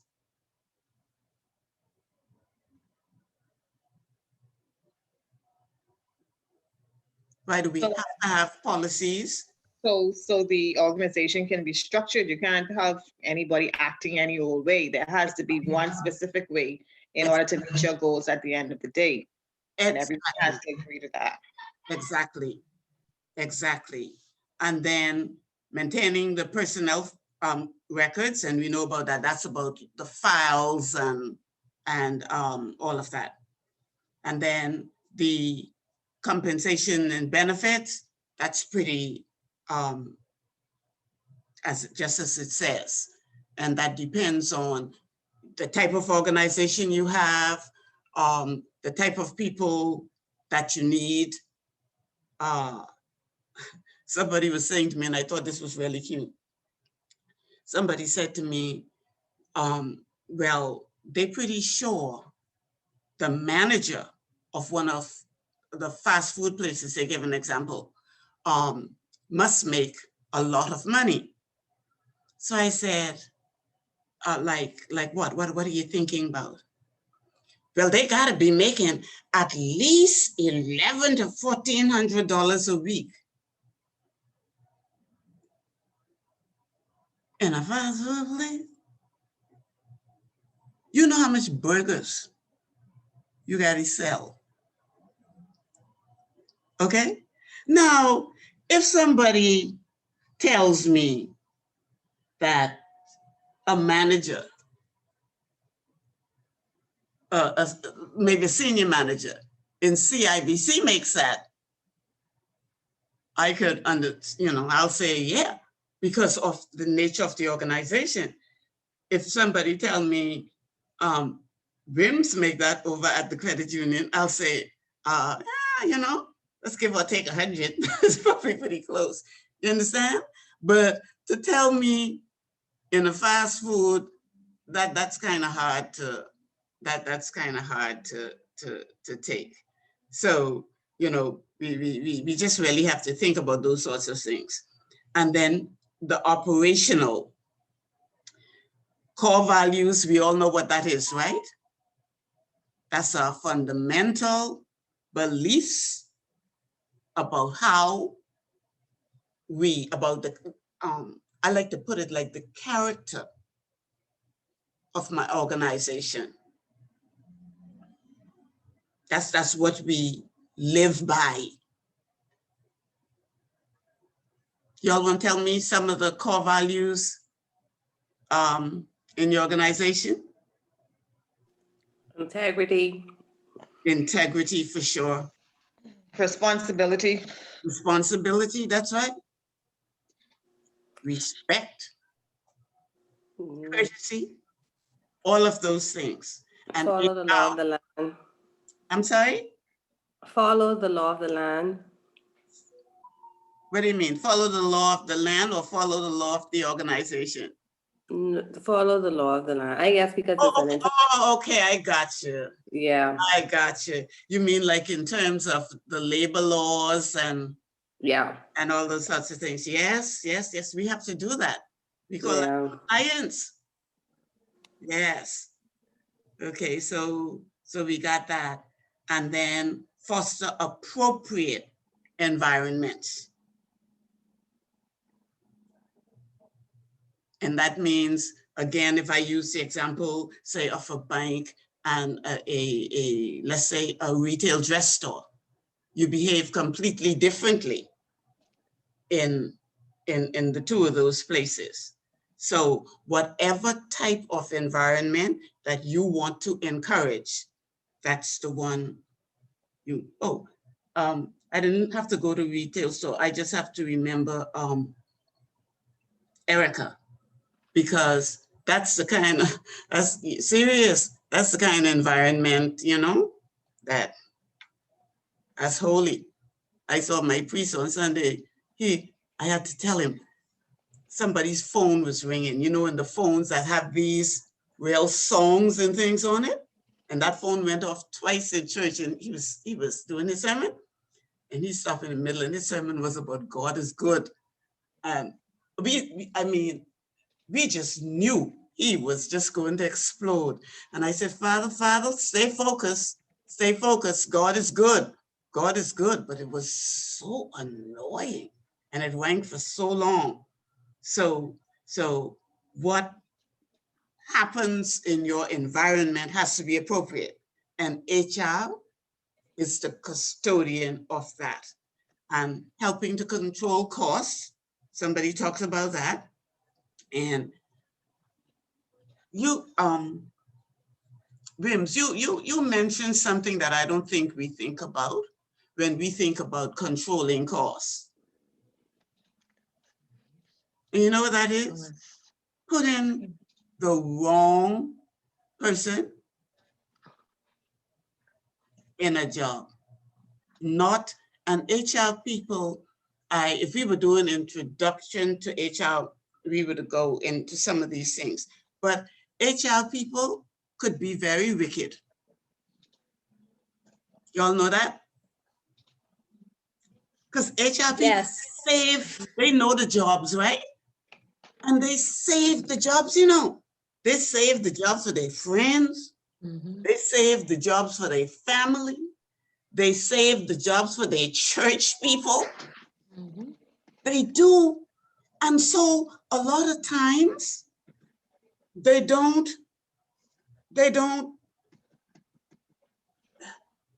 the best candidates to do the job don't get a chance. And we need a new breed of HR people now. And I suspect it's gonna get worse. How? Why do you think I'd say that in this environment, that I could see it getting worse? Because there are going to be a lot more people who are going to need jobs. Absolutely. Absolutely. We And have the- a job market. And the pool of candidates, applying. Absolutely. Yeah. Is Yeah. much more. Now, Mhm. let me tell you, what do you have to be careful in this environment with? When jobs contracted, tight market, pool expanded, labor pool. Right. What do you all have to watch out for as HR people? What do you think HR people have to really pay careful attention to? Persons who may embellish their qualifications. Person who may embellish their qualifications. There's one that I think is worse than that. Reason why they don't have a job, I think, is most important. You got to find out what happened to the last one. Absolutely. But in this environment, we know a lot of places are closed. Mhm. And so, there are a lot of people out there, no fault of their own, or they, how y'all call it, furloughed, or they, Furloughed. yeah, they're just not going back in. Yeah. But there's something. Background checks. How they're, whether or not they're going to stick around, whether their permanency, is this just a stopgap? Whether they will stick around. Because you know what? Even when you say, well, we can't offer you or we can't pay you what you're used to getting or what you're worth. You know what they say? Oh, it doesn't matter. Just give me the job and I can wait and go through and I want you to believe that's one of the wrongest things. I was burned by that quite a few times because my heart's so soft. People come in one tear, come with this eye, and a quarter tear come with the next eye. I says, I have to work. Give me a chance. And you take them on. And most of the times they will become your worst nightmare just after that 6 months probation is up. But I have all my qualifications. Well, I was making this and that. But you knew when you were coming the situation in my organization.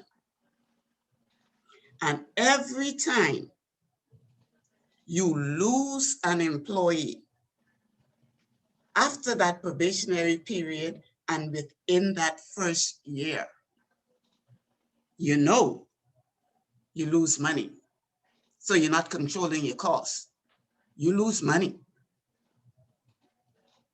Because unless they did a major offense, you have to pay them. And this is why that probation becomes so important. And don't hire anybody unless you put them on probation. During that time, you monitor that they could do the work you hired them to do. And then if they can't, but they're trying. You may wish to extend the probation, or you may have to let them go. HR people are, how you say, important in that process. But you have to be fair to your organization.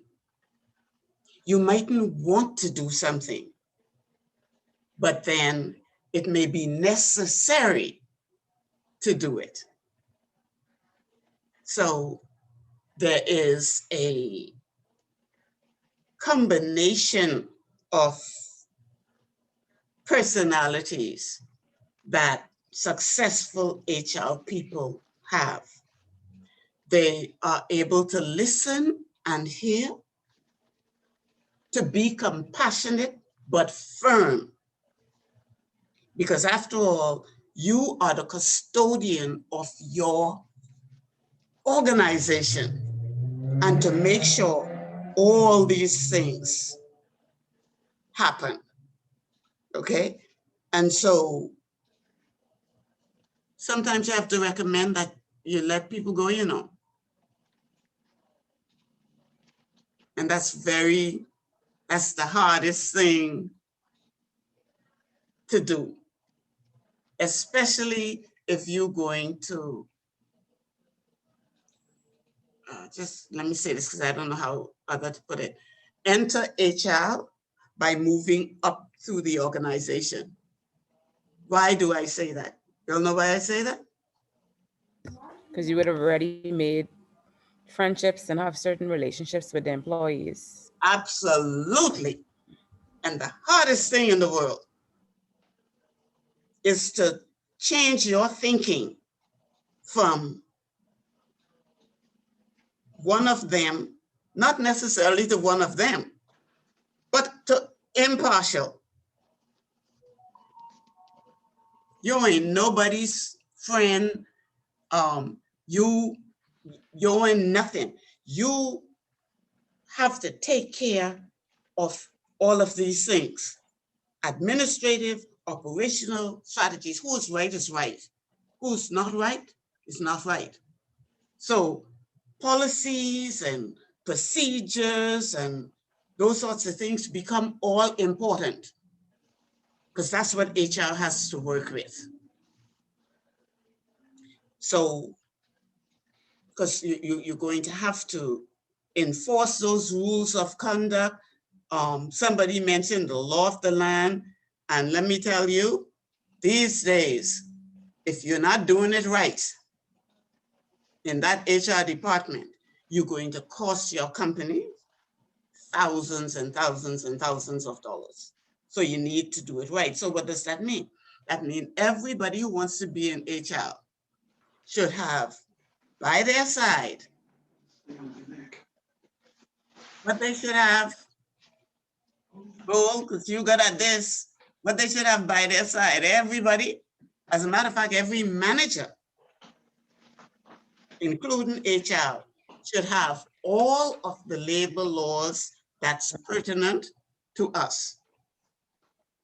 I tell you, there are quite a few companies around here who lose a lot of money. You know how? They lose it through national insurance. Get that National Insurance Act if you want to be in HR. And look at that and save your employer from paying some things they shouldn't have to pay. All right? And you get, I mean, serious. You have to be warm and fuzzy and loving, but you also have to be cold like that. If you're in HR, you need to know those things, because it's up to you to make sure everybody else knows. Okay? And then this one that that you brought up with the strategies, human capital management. Let me ask you, do you think for the people who've been in HR or who are in HR, what do you all do when the copies of somebody's performance appraisal come to you?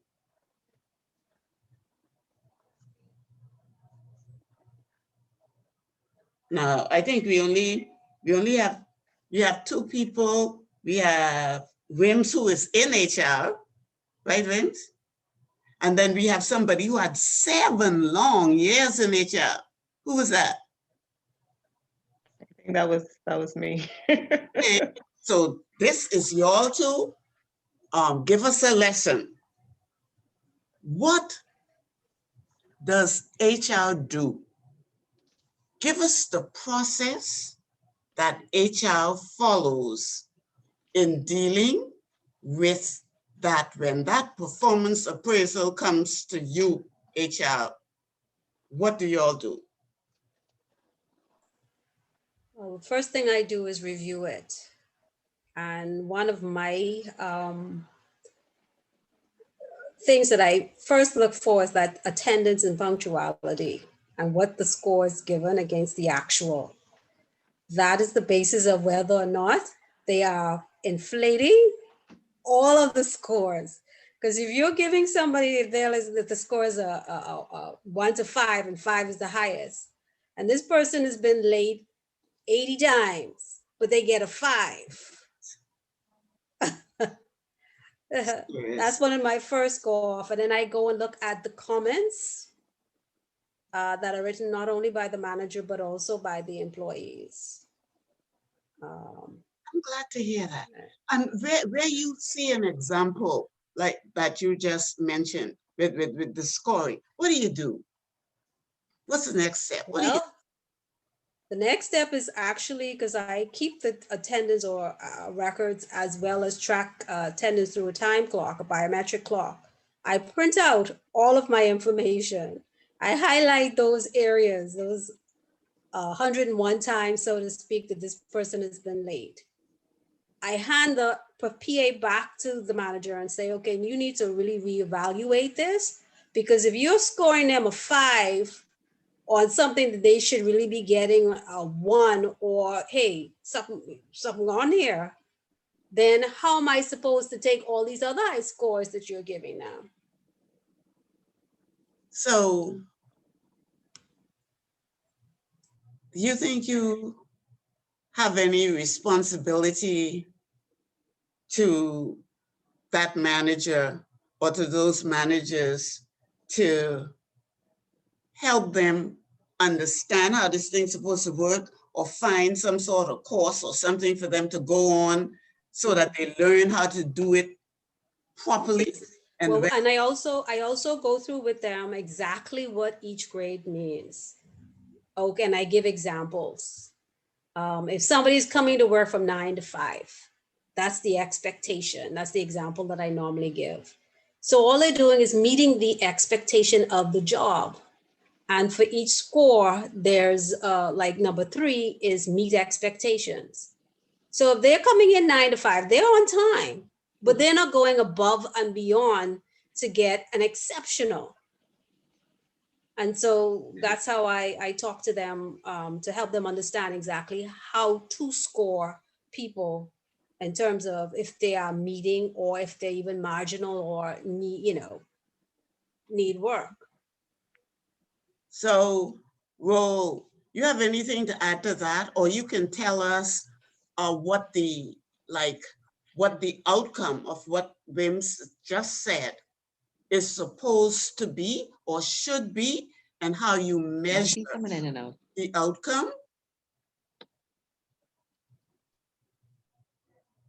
I think because of the environment, well, where we work, it's on a larger scale. And so the human resources department would not have the opportunity, or even they wouldn't be able to review every single one that comes in. What I believe now happens, because That 7 years was a long time ago, believe it or not. What I believe does happen, they do have records coming in from each department of the different grades or assessment numbers that everyone was given.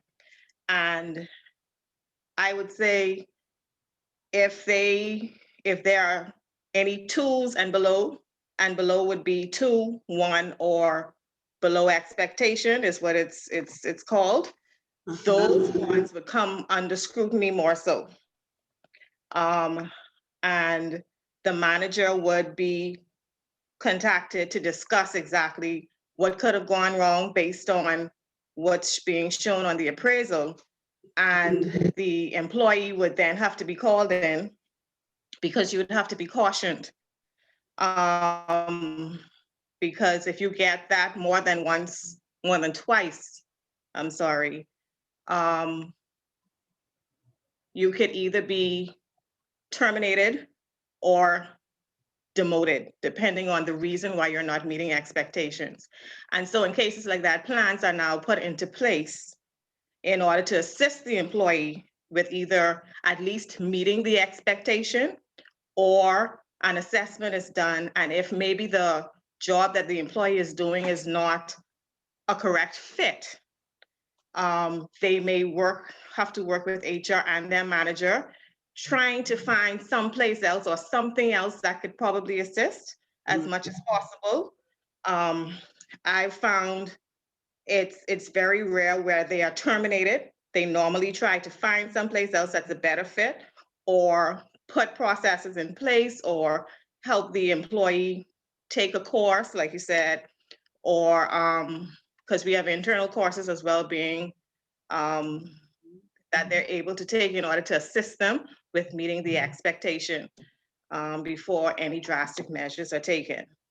So there's a plan in place in order to try to assist the employee to get up at least to the meet expectation level, and hopefully they can work their way up to being an even better contributor to the business. And I would think that's especially important now, right? Because if in this environment, like if we look at a place like Atlantis, and they had all those employees, and a couple of weeks ago, they called some of them back, but it was, you know, a much smaller percentage that they called back. But can you see why what we just talked about is so important? Because otherwise, how would you know really who you're calling back? Because I would want to call back my best employees. No, I mean, in a situation like that, wouldn't, because that would be, like, to me, that would be ethical and fair. Because if you have somebody you could always depend on, who's always on time, who's always doing the right thing, as opposed to one of those ones who always doing the wrong thing, but still get a 5.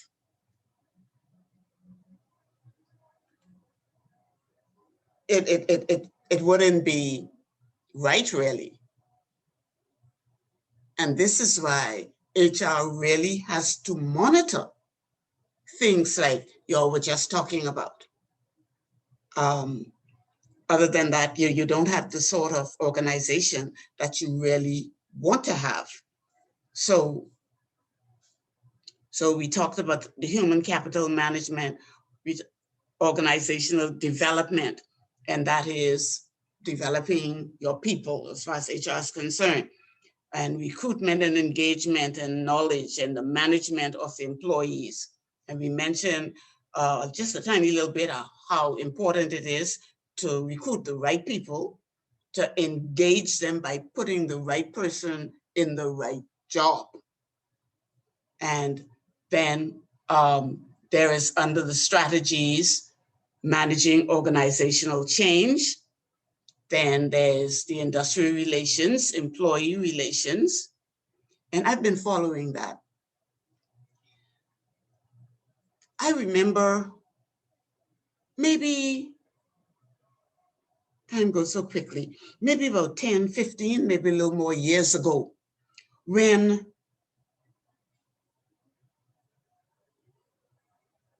industrial relations, unions really meant something to employees. But now it just seemed like I don't even hear much about unions anymore. Any unions in any of your places? We have a union, but and this is my personal opinion, to me, it's more of a clique. You know, not that what the persons who are in it are doing anything necessarily wrong, but it seems to be just a bunch of friends. And if you're not inside of that clique, then, you know, they don't really pay attention to you. And you don't really need that. And this is why I believe that HR could do a lot to discourage unions. And you could only do that by understanding your organization and what it's about, how it works, so that you can help and you can help your managers. Because now, don't help your managers. Like, I know some HR people who go around claiming the manager's employees. They say, my staff and my people, HR, your staff are the people in the HR office. Each manager has their own people. And if you go around claiming all the staff in the organization, then you're not going to have good relationships with your other managers and other colleagues on par with you. So you're supposed to be like a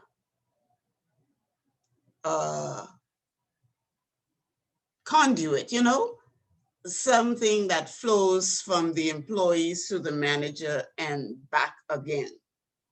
So I went over those things again because your homework activity has to do with that and your core processes.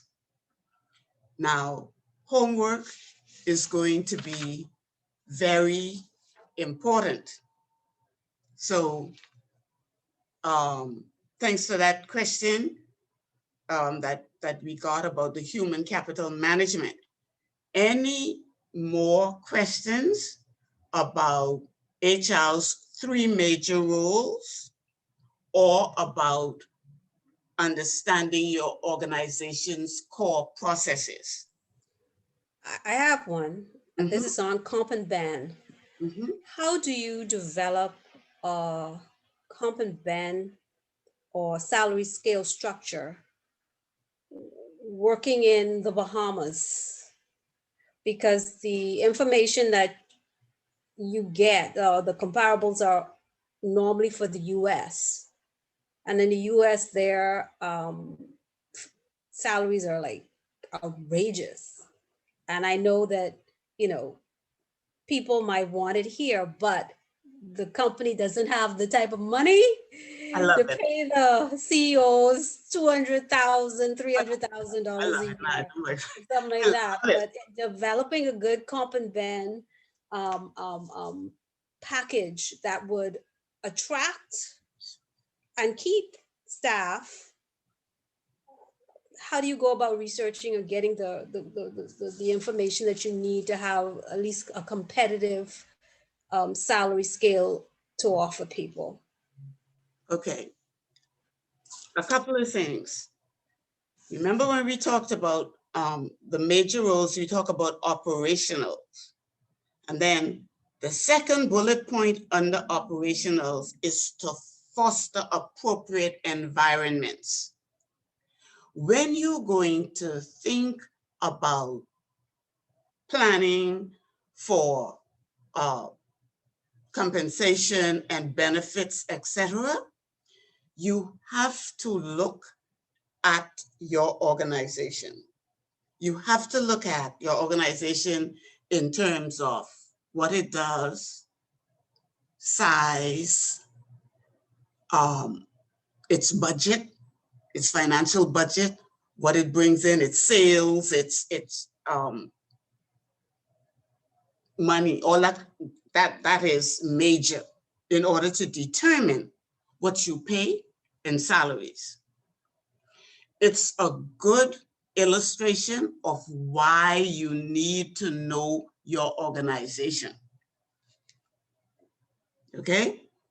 So HR, and that's why HR, real HR, is a part of that management team that discusses these things. One question I always ask HR people is, do you know statistically on average across the board what the percentage of a budget is normally allocated to salary increases, including promotion? You all have any idea? What do you think?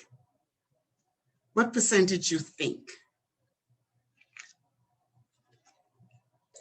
Shouldn't it be like Maybe about 20% of the 20%? budget? Yeah, I was going to say 20%.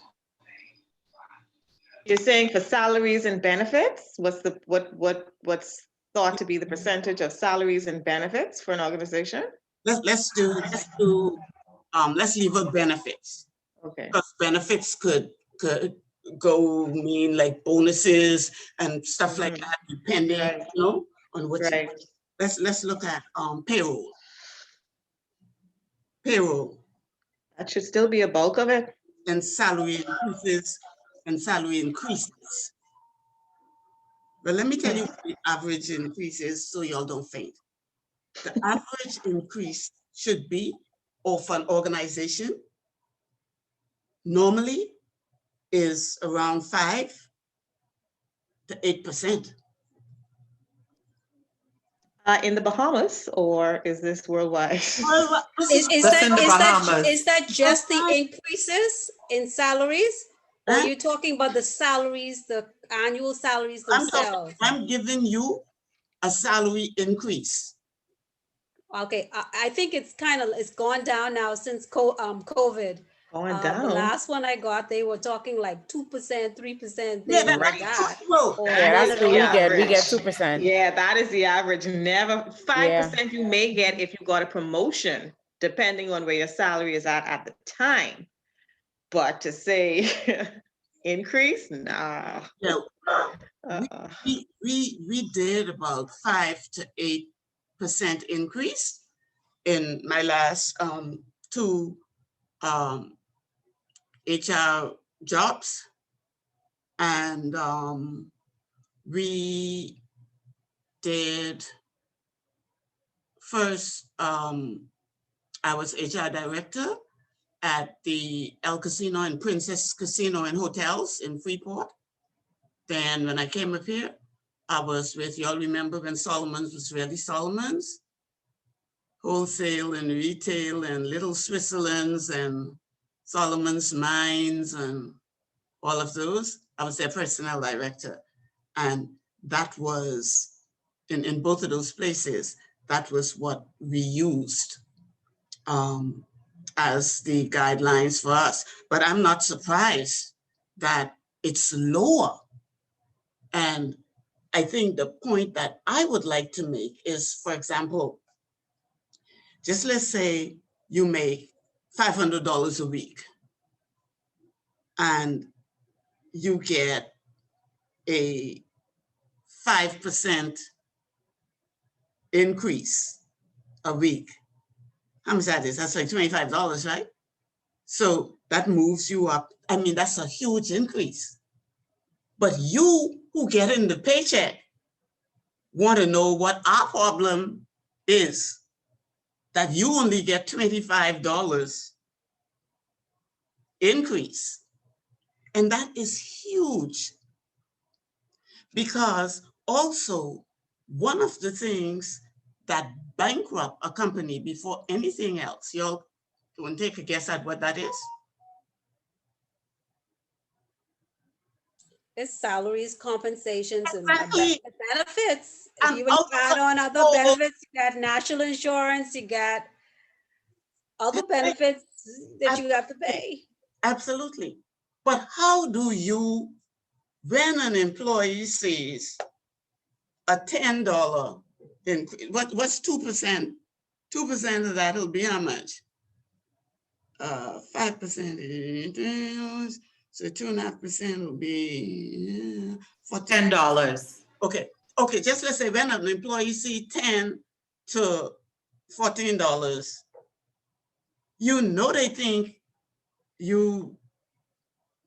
that's all they raised me? I worked for this company for, and that's all I get?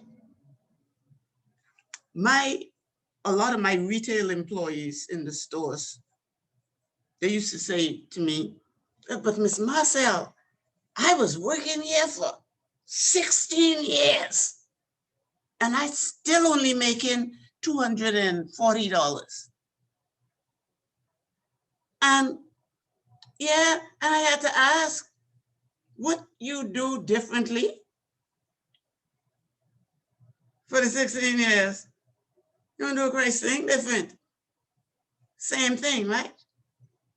So here's what we had to do in most of those stores and stuff. Some of them already, when I got there, had commissions. And we increased the percentage on the commission, gave them the salary increase, but it was smaller. And the commission was an incentive to get them to sell more, because the more they sold, the more money and the more you could get. And it was amazing how much money some of them made.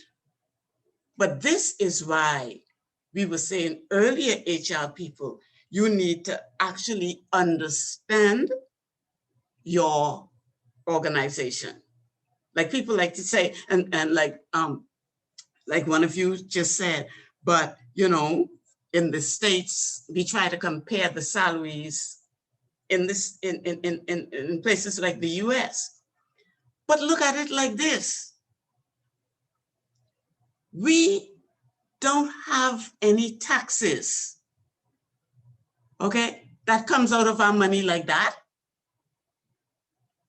Y'all want them US taxes to come out of your money? No. I have a sister in Atlanta. She's a US citizen. She's been living there since, must be 65 or something like that. And I always ask her, why do you want to live there? Because at least 26% of her salary before she retired went into the government. Now, let me tell you something else, because I didn't believe it. I saw an ad on TV that said funeral benefits was up to $500 that you could get, you know, through Social Security or social welfare, whatever you pay some of those taxes for. I didn't believe that. That was true. My brother-in-law died and my sister got $250. $250. Y'all have any idea what our little national insurance, where we pay those couple of dollars out of our salaries, pay you in funeral benefits? For 14 or something $1,000. I can't remember. $1,500. I think it's gone up maybe 16 now. But aren't they about to run out of money soon? That's why they had to go up on the ceiling. So that may not be a good example. But guess what? I think we should, for the benefits that we get from national insurance, we should go up on the ceiling. We should be paying more. We get excellent benefits from the National Insurance Board. Yeah, I think so as well. I think we do fairly well for a Yes, small country. listen, we really and truly do. If Agreed. so, you make sure that your employers pay your national insurance contribution, and make sure you have the right amount of contributions. Because when you retire, you can actually live off your national insurance contribution. And they do a lot of things for seniors. Like you don't have to pay 100% real property tax. You only pay 50%. Okay? I don't think we understand what we have. That's why we always trying to compare it to other places. You all think about the average business in the States. Think about it. Think about what I can't even think of one. But most of those businesses, whether they're foods or restaurants, stores, they have a branch or in just about every city, multiple ones. We can't compare our economy, in other words, to theirs. There is absolutely no comparison. One of the things I would suggest that we do, for those of us who can, whenever COVID gets under control, and hopefully it's soon, and we want to travel and go places, I would suggest that you go to some of our Caribbean countries, because I believe that God has blessed us so much, and He has given us so much in this nation that we don't appreciate it anymore. And we take a lot for granted. Okay?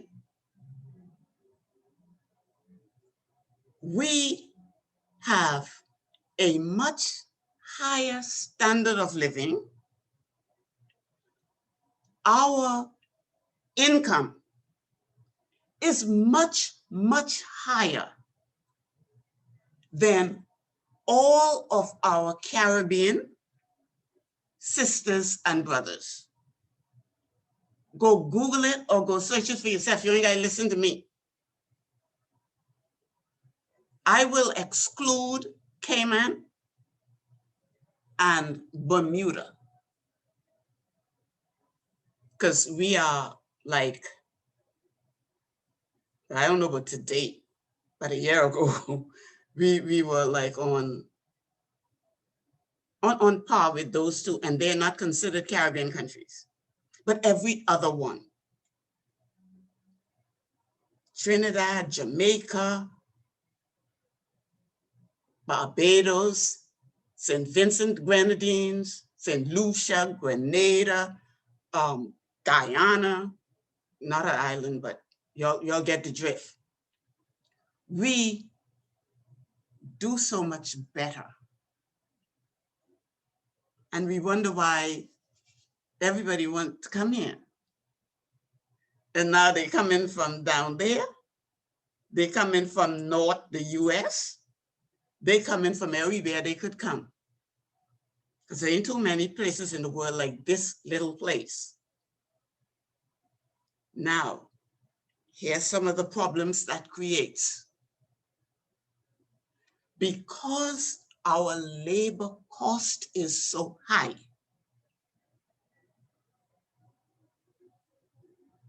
we don't attract as much business as we need to for economic growth.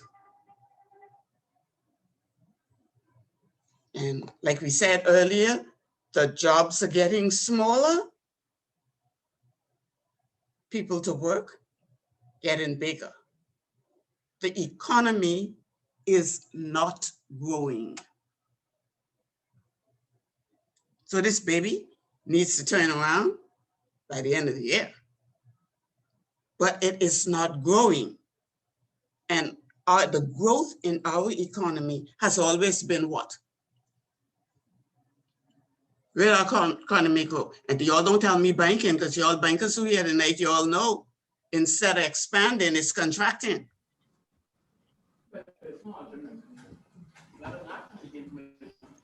Our growth, or the percentage of our growth annually? Or that's No, what you're but asking? what I'm saying is, where are we growing? Tourism, Tourism. or where we growing? That's the only place we grow, really. Yeah. That's the only place we grow.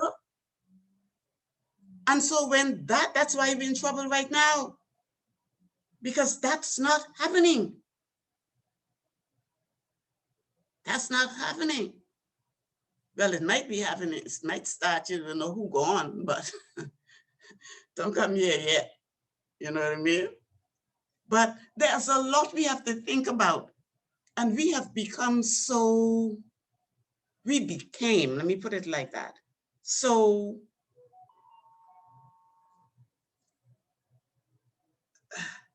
spoiled that when we get plenty money, you know, we say that ain't no money. Y'all want me to give you an example? I distinctly remember out there on Rawson Square, you know where the hair braiders and stuff used to braid it? They used to braid the tourists here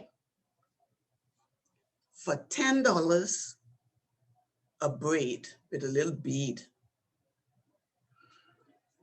And I asked them a couple of times, not only once, but I said, you know, how much money can you all make?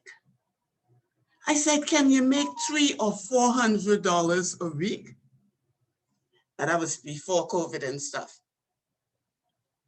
You know, they tell me, Miss Marcel, you joking? You think I'll come out here for $300 or $400 a week? You mean a day?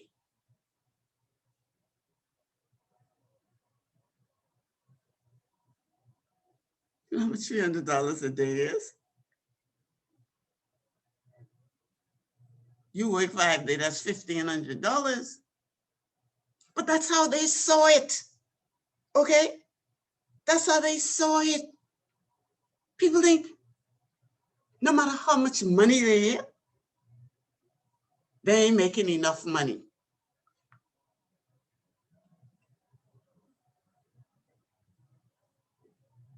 And it ain't the money you make, you know, it's what you do with the money you make. For a couple of years of the parliament, listen, there were months when I didn't make $50. But I learned how to make it and manage it and da-na-da-na-da-na. And I know my HR experience helped me with that. And I'm saying to you that I'm glad more people want to get into HR, because if they begin to understand, maybe you can use your influence on the rest of your management team or your executive team to help them as well to become more effective and more efficient. And so I want you to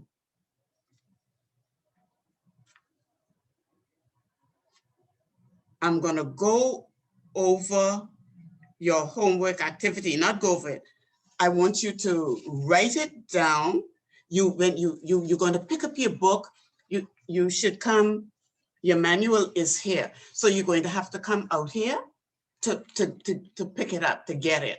And I would like you to get it because it's going to make the course content flow a lot easier for you, because you'll be able to follow as I as I go over it. And then you wouldn't have to concentrate so hard to listen to the drone of voice, because you'll be, turned down. And since you're home, feel free to have some, I'm gonna be jealous, but feel free to have, your little cool drink, your little tea if you want. I'm an understanding person, because I think I always admire so much people who want to enhance their knowledge and their skills. That's right up my alley, because that's all I do.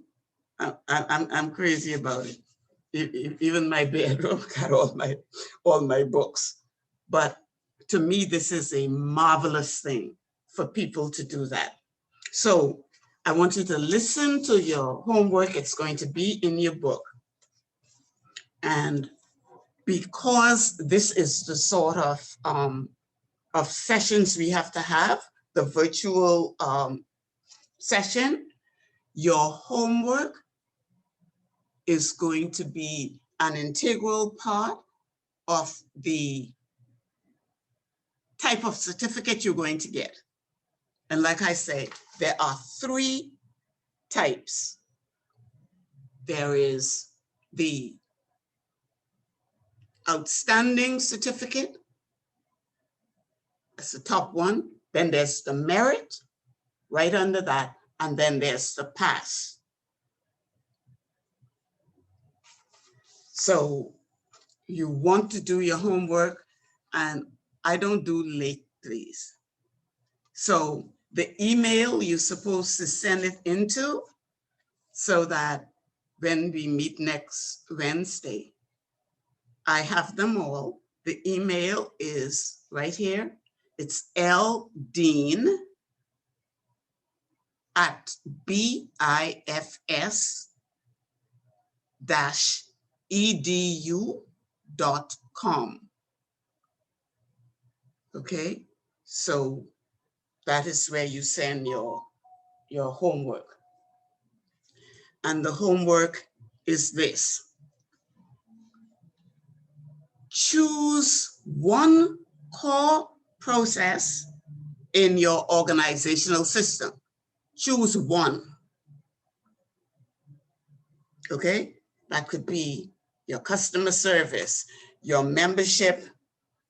I wrote that word down. Membership. What was the word? we decided. We didn't decide on drive. Recruitment. Membership recruitment. Let me write that. Membership recruitment, finance, whichever one you want to choose.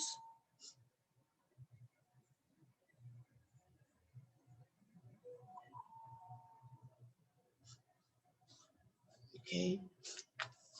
Oh, it could be something like, employee, recruitment training, anything. Just choose one. Now,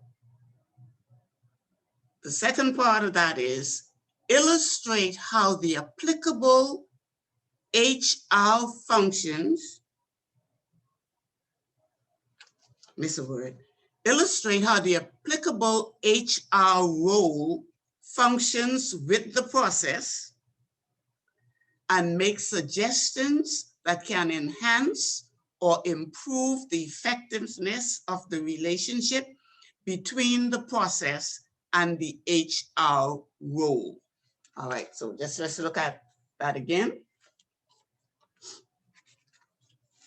Just suppose you say, we're going to do, no, you choose a process. Somebody choose a process, and then we'll match it to the role.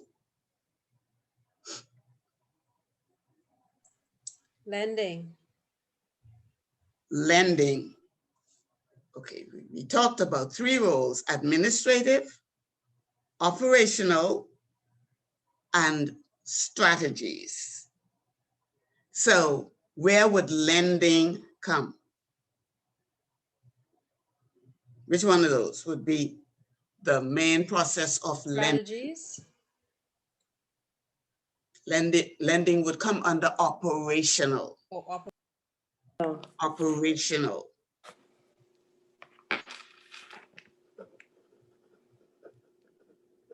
Where would, let's look at, where would, let's say, customer service, say somebody is going to do customer service. Which role would customer service fall under?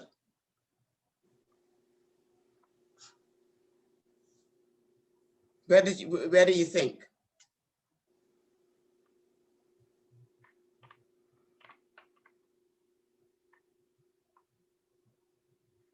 Strategies.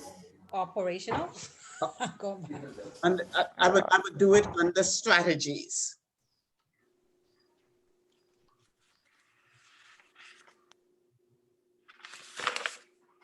If you're going to do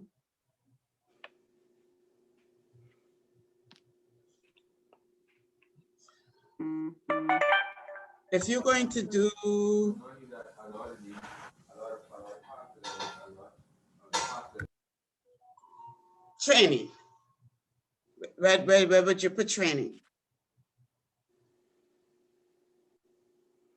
Operational roles.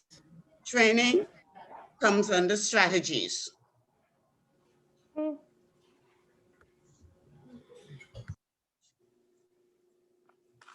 The operational has to do with I'm control. trying to understand how you are linking these. How are you linking these, like lending? How specifically are you saying lending would be under operational?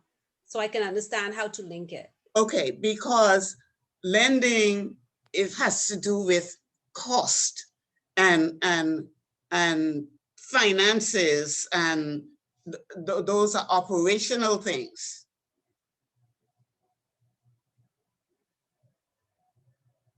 But isn't it also human capital management and industrial and rewards management as well? That comes under strategies. When you think of human capital management, what do you think about? Remember now, these are, you have to think HR role. You see, you have to think what HR does to link these things to the process. So if a main process is, what did that one you just said?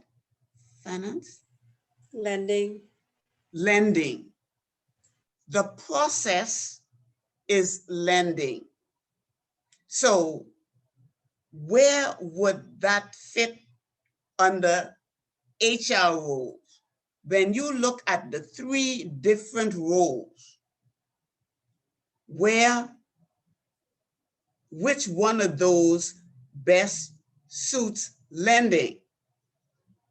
And that would be operational.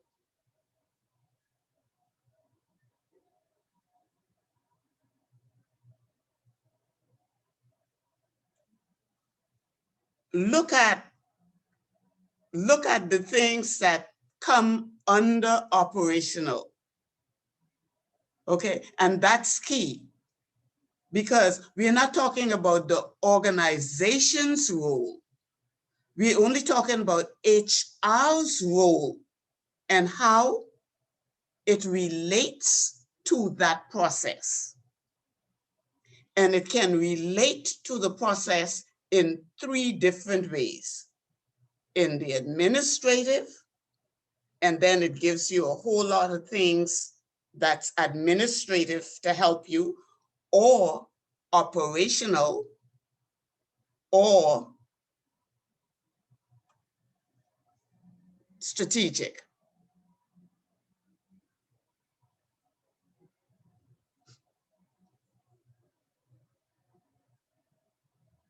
I'm still not, I'm still unclear. This is your chance now. So they can overlap then, is what you're saying. It doesn't necessarily have to fit into one box. It can be operational, but also have hints of admin as well. It can do that. It can do that. But then you would want to use the more dominant. You would want to use the more dominant one. So if I'm thinking of lending when it comes to strategies, I am thinking of maximizing, I mean, operational, I'm thinking about maximizing my price. I'm thinking rules of conduct. I'm thinking ethical dealings. That would, so the more it lends to a particular role, that's the one you go with. Absolutely. Absolutely.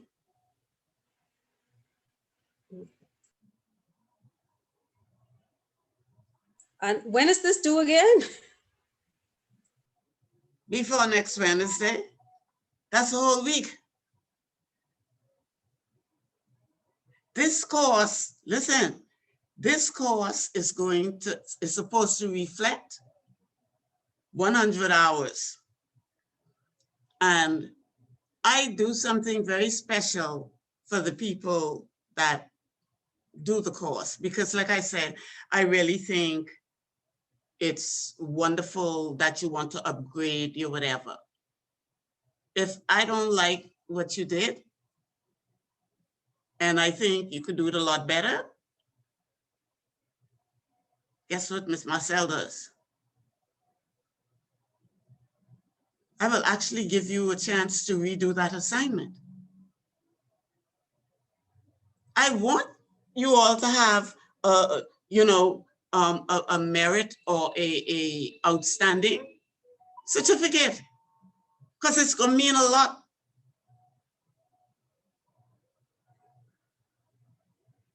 I have a very good name in my country as a trainer and instructor. Hi, Ms. Marcel. Yes, Okay, I came in late. I didn't know class was tonight. So basically what you're saying, because I'm not in HR. So basically what you're saying is that we're writing on one of those topics that you give, because I'll have to go back over the video tonight because my internet is really poor. So you were really in and out. So I'm just basically trying to understand exactly what you're saying. Okay. That was Monica I'm talking to? Yes, ma'am. Monica, can I ask you a question? Yes, ma'am. Are you Monique that I met that time? Renew Johnson? That's not you, huh? I just saw Pictet, right? Pictet, right? My thing, I'm freezing again. Oh, never mind. Okay, so what I want you to do, first, choose a main process that you do. Monica got froze up. Yes, my internet keep going in and out, so I barely could understand you tonight. So I just kept on. Okay. Okay, so what we want, you choose the process, all right? Then I want you to look at the roles. Look at the bullet points under each Yes. role. The process that you choose may not, It's freezing up again. Oh, boy. It's Ms. Marcel, you keep freezing. I love my internet keep freezing, keep dropping. But I'll try my best to understand what you're saying. yeah, or at some point in time before your homework is due, if you all call me, you know, I'll go over it with you, or I'll try to point you. But here's what I want you to listen to, because I think if you understand what you're supposed to do, it's going to become very easy to do. So choose the one core process from your system that you want to choose, whatever that is. Like I said, it could be lending, it could be customer service, it could be whatever. Okay? And then you look at the three major roles and see which major role functions best with that process. And all you have to do, wherever you choose it from, justify why you chose that particular role and bullet point under that role. Does that make it easier?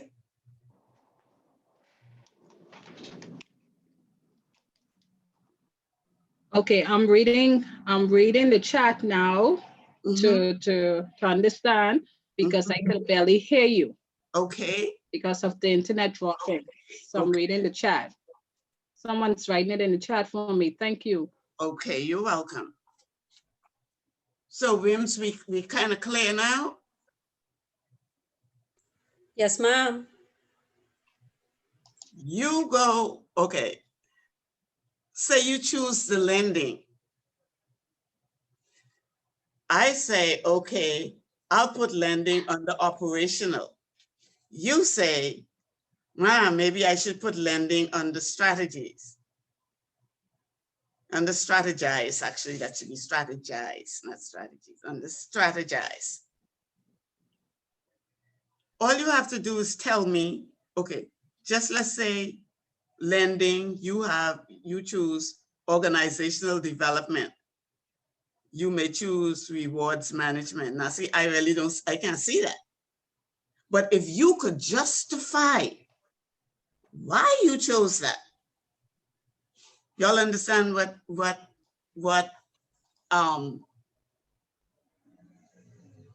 adult competency-based learning is about? Being able to justify what you do.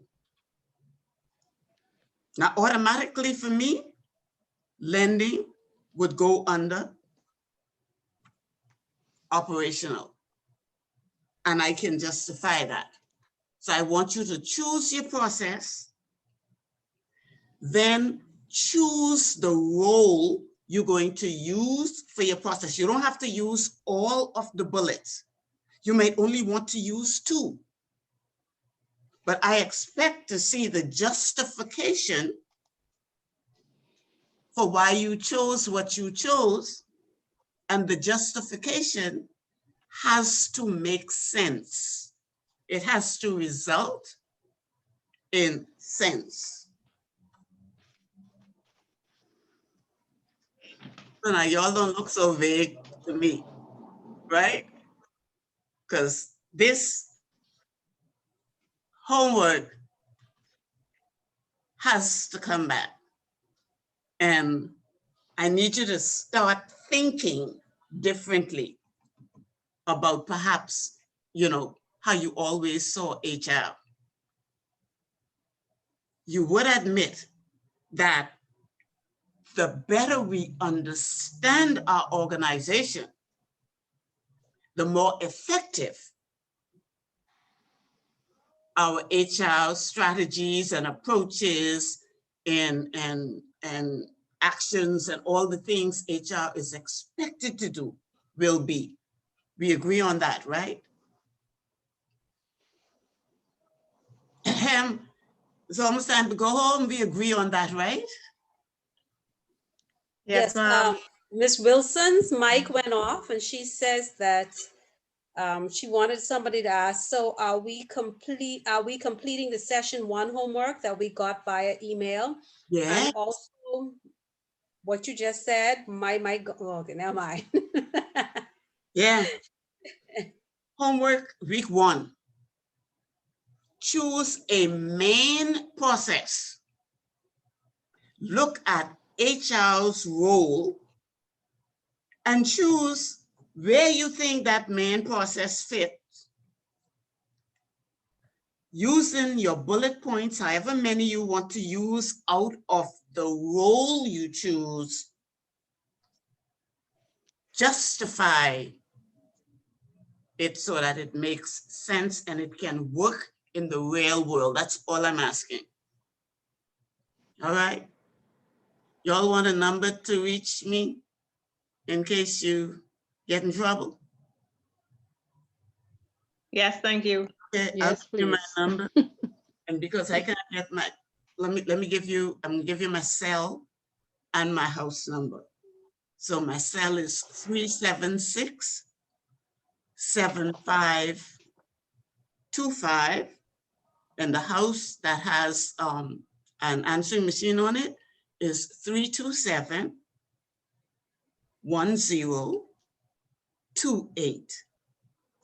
And so if you really need me to explain anything, I'm available for you. And if you don't get me when you call, believe you me, I'll call you back. Thank you. And when you see my number, just don't answer. You know how some people, they so cute, they see you calling and they wouldn't answer. So, but I want as much as possible to work through this with you, and so that you have a good experience. The certificate will mean a lot.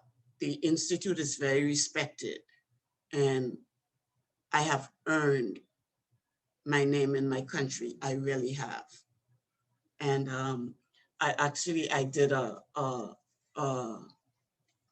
sort of bio for you, and you'll get it in your manual when you pick it up, because sometimes people want to know who dare talk to them about things. And I don't blame you, because not everybody makes sense, okay? And don't be shy with me. If you're not understanding something I'm saying, or you don't think it makes sense, I love a challenge. That's how I learn. All right? So I hope tonight wasn't too rough on you. With your manual, it's going to be easier and better. And please, I would just love to see you all next Wednesday, same place, in your cozy homes on Zoom. So thank you all for coming out tonight. Let me make sure I have everybody, because like I said, that this is also a part of your being here. It goes to some of your final marks. So I had Jacqueline Wims, I had Wilson, I have Erica, I have DeJanice, I have Johnson or Dina. Did I have you? Yes, you did. Yes. That's what I thought. Okay. So I have Johnson, and I have Bridget. I have Renita. Renita, Yes, I'm ma'am. remembering something. Pardon? Did you do introduction too? Yes, ma'am. I figured that. Hey, you're supposed to have this. I don't want to see nothing less than outstanding. I had a break though. I didn't do the last intermediate because I was in another class. So I Oh, have a little break I need to get back. oh, okay. And I have Monique. Right. Okay. Well, believe it or not, folks, it's actually And 5. you didn't say me. Munnings, Lorraine Munnings. I did not put you. There you go. Thank you, Lorraine. Oh. Okay. As well, Miss Marcel, my name is Greer Flowers. I joined at about 6:30. I didn't want to disturb the class. Hello, everyone. Hi. Hello. Hi. Well, listen, when you join late, that's just okay. You disturb the Okay. class. First of all, I'd like to apologize for the picture that's up. This is my, my daughter set this up. This is her account, so I'll have that corrected for the next class. But I appreciate the welcome into the class. Thank you so much. Yes.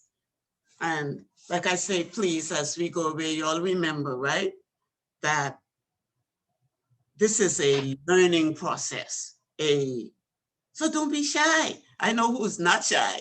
I'm there in the corner. Hey, that's Rims. And so y'all don't be shy. Say, hey man, say what you have to say, and we're going to get through this. But I love it.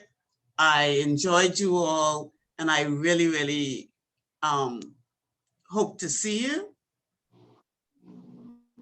next Wednesday, God willing. It's going to be worth it. All right. So y'all have a good night. Good night. Stay safe. Good night. Okay. Good night. All right. Thank you. We appreciate it. Bye. Okay. Thank you. Okay. Bye. Joe, come turn this off, please. Right here, leave. To leave. I can actually leave me.